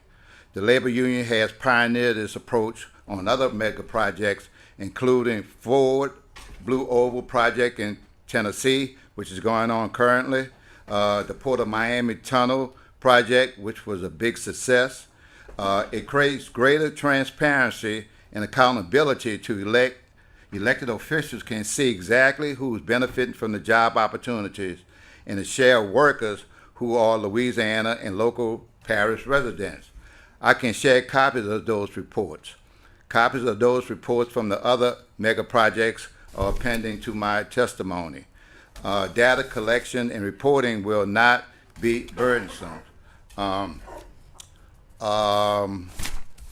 sorry, I kind of lost my spot here. Forgive me for that, but I can share copies with that. So I'll send you the contractor, the joint venture partners. They're currently submitting regular employment data on another P3 mega project where they're the primary contractor. Number 2, We additionally recommend the joint venture undertake a voluntary target hiring program with similar reporting requirements to elected officials to determine the number of women, disadvantaged residents, and minorities and registered apprentices hired onto the project. The affected local community, which is home to thousands of people who live below the poverty level, include neighborhoods with poverty rates as high as 61%, really need better paying jobs. In addition, the population in the project area is 60% minority.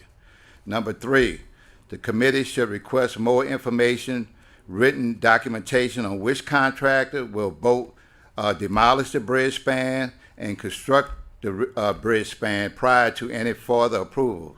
The team originally includes more Louisiana-based contractors, including Bow Brothers. Bow Brothers have a track record of hiring from communities and creating good jobs, including more Louisiana resident-based contractors like Bow Brothers should be a priority. Members of our local, which is 90% blacks, who work for Bow Brothers receive wages that are nearly double that a temporary staffing agency pays, as well as health insurance benefit and pension contributions. As background to my recommendation, it is our experience that without specific accountability mechanism like collective bargaining agreement and a detailed recruitment plan, the full social or economic benefits to local community will be lost. The LNG pipeline project in southwest Louisiana, for example, had predominantly employed a non-local construction workforce. When local workers are hired to supplement the out-of-state workforce, they typically lower skilled jobs with low wages and few benefits. We believe it is prudent for the state to require the consortium to adopt local employment reporting, a livable wage floor for construction workers. The Louisiana Department of Transportation has established a diverse business participation goal of 10.34%. We believe it would also be proper to establish a diverse hiring goal for the workers who will build the project. The goals for the Lake Charles area is that 19.3% of workers should be people of color, but it is our experience that it can be much, much better. Set hiring goals that reflect the diversity of the area. And finally, all of my recommendations will help the state demonstrate compliance with these goals of the federal mega grant program before receiving funds for construction. The local community doesn't need promises. It needs an actionable plan that includes them in a planning and implementation for process. Fortunately, the project and the consortium can leverage the existing workforce infrastructure, including dozens of union-affiliated registered apprentices program to support this effort. It also means there is a career track for Louisianans to have turned to construction as a pathway to the middle class. I appreciate the committee attention to this important matter. Thank you for your consideration. Thank you, Mr. Miller. Yeah. Okay, last card that I have is Fitzgerald Darbone. I hope I pronounced your last name right. Come on up, sir. I guess the last get the jelly glass, as they used to say back in the day. So I'm Fitzgerald Darbone with the AMA Education Solution. I'm a service-connected disabled veteran-owned company. I represent the 35 businesses that is located on Highway 171 North. So this is further down from the bridge. So based on the studies, your local firm, engineering firm, CSRS, and a firm, HGA, out of Lake Charles, they basically stated that 100,000 to 100,000 vehicles per day go over the bridge. Well, so then I thought about it, just like everybody else, when it comes to tolls, what do people do? They pull up the app.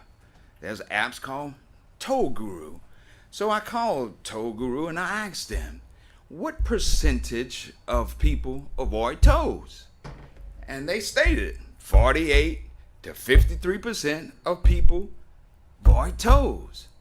So then, if 50% of the traffic that's going over the bridge is diverted and takes 210, Well, now that's only 50,000 pieces of traffic going over the bridge. Take this a little further down, because the CSRS and HGH, they also stated that the businesses on State Highway 171 has about 40,000 pieces of traffic that goes through that particular particular highway.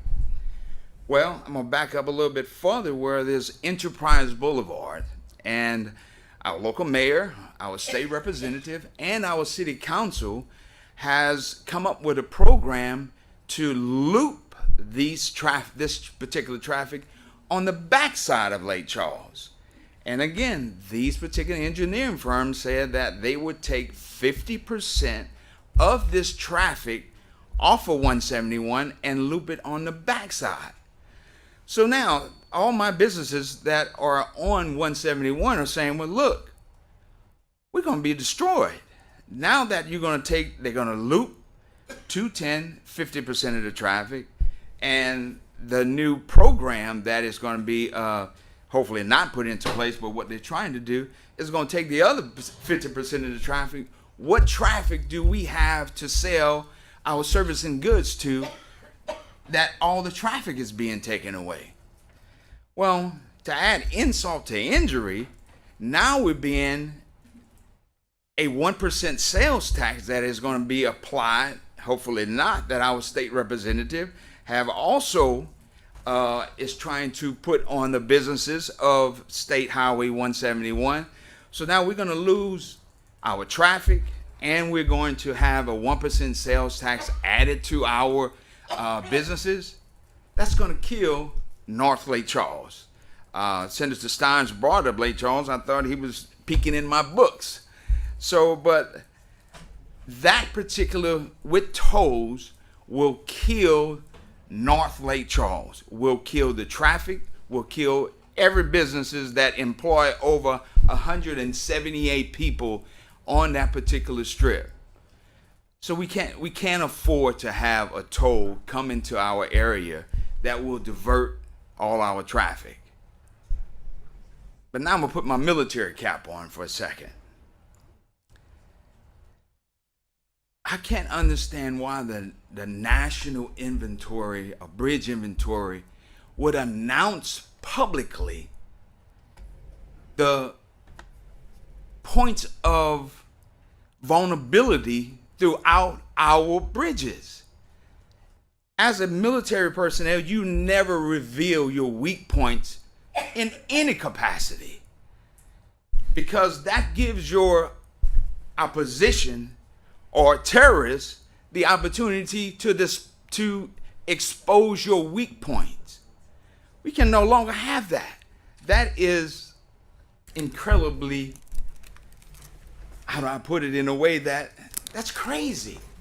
Why would you expose our weak points of this nation? Enforce the gas tax. The gas tax were introduced back in 2017, and from what I'm being told, if you're going to put a gas tax on all the people, well, the people that makes minimum wage at $7.25, they have to pay that tax as well. So now that is going to hurt them a lot more than would hurt a person that's making $100,000, $200,000. So that's all I have. Thank you, Mr. Starburn. Real quick before you go, you referenced a study. Is that a public study? So yes, that was a feasibility study that they did on the traffic and on the back years ago. It's been 3 feasibility studies that they've done in order to reroute the traffic off of Interstate 10 to Enterprise Boulevard to Fitzgerald Road to 171, which loops the backside of North Lake Charles. So this is divert a lot of the traffic off of State Highway 171, and it goes around that. So now that becomes another issue in itself. Sure. I mean, I would appreciate it. I don't know if you can or somebody can on your behalf, maybe send a copy of that study or a link to it to this committee. Some people might have an interest in just taking a look. Absolutely. Thank you. Appreciate it. Okay, that's all we have here. I think people are generally ready to go. Couple of quick things. Thank you, Secretary Calavota and DOTD staff. Really appreciate the work, and I'm sure we're going to be talking about it. Obviously, all the members of the public and legislators here that participated, thank you. For the record, there's a local public hearing on this, August 31st, 4 to 7, Lake Charles Civic Center. I'm assuming that's being promoted in some way, but just so everybody's aware. And then after all this, you know, we're looking at as early as the week of September 25th, there would be some sort of approval vote or discussion. So having said all that, Senator Carter has moved that we adjourn. Do I hear any objections? Oh, hold on, folks. There was. Representative Owen, go right ahead. Thank you, Mr. Chairman and members. Off this topic, but repeat the conversation you and I have had and a message I wrote to the Speaker. I still think we need an oversight hearing on the data breach that took place at OMV. We have a lot of citizens who are concerned about this. I am personally concerned about this, and I think we need to conduct oversight of what happened. Thank you.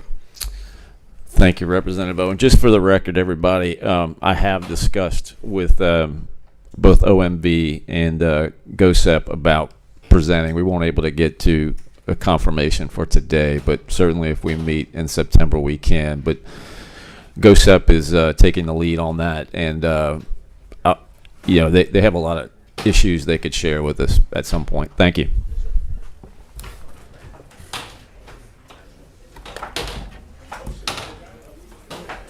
We are adjourned, yes.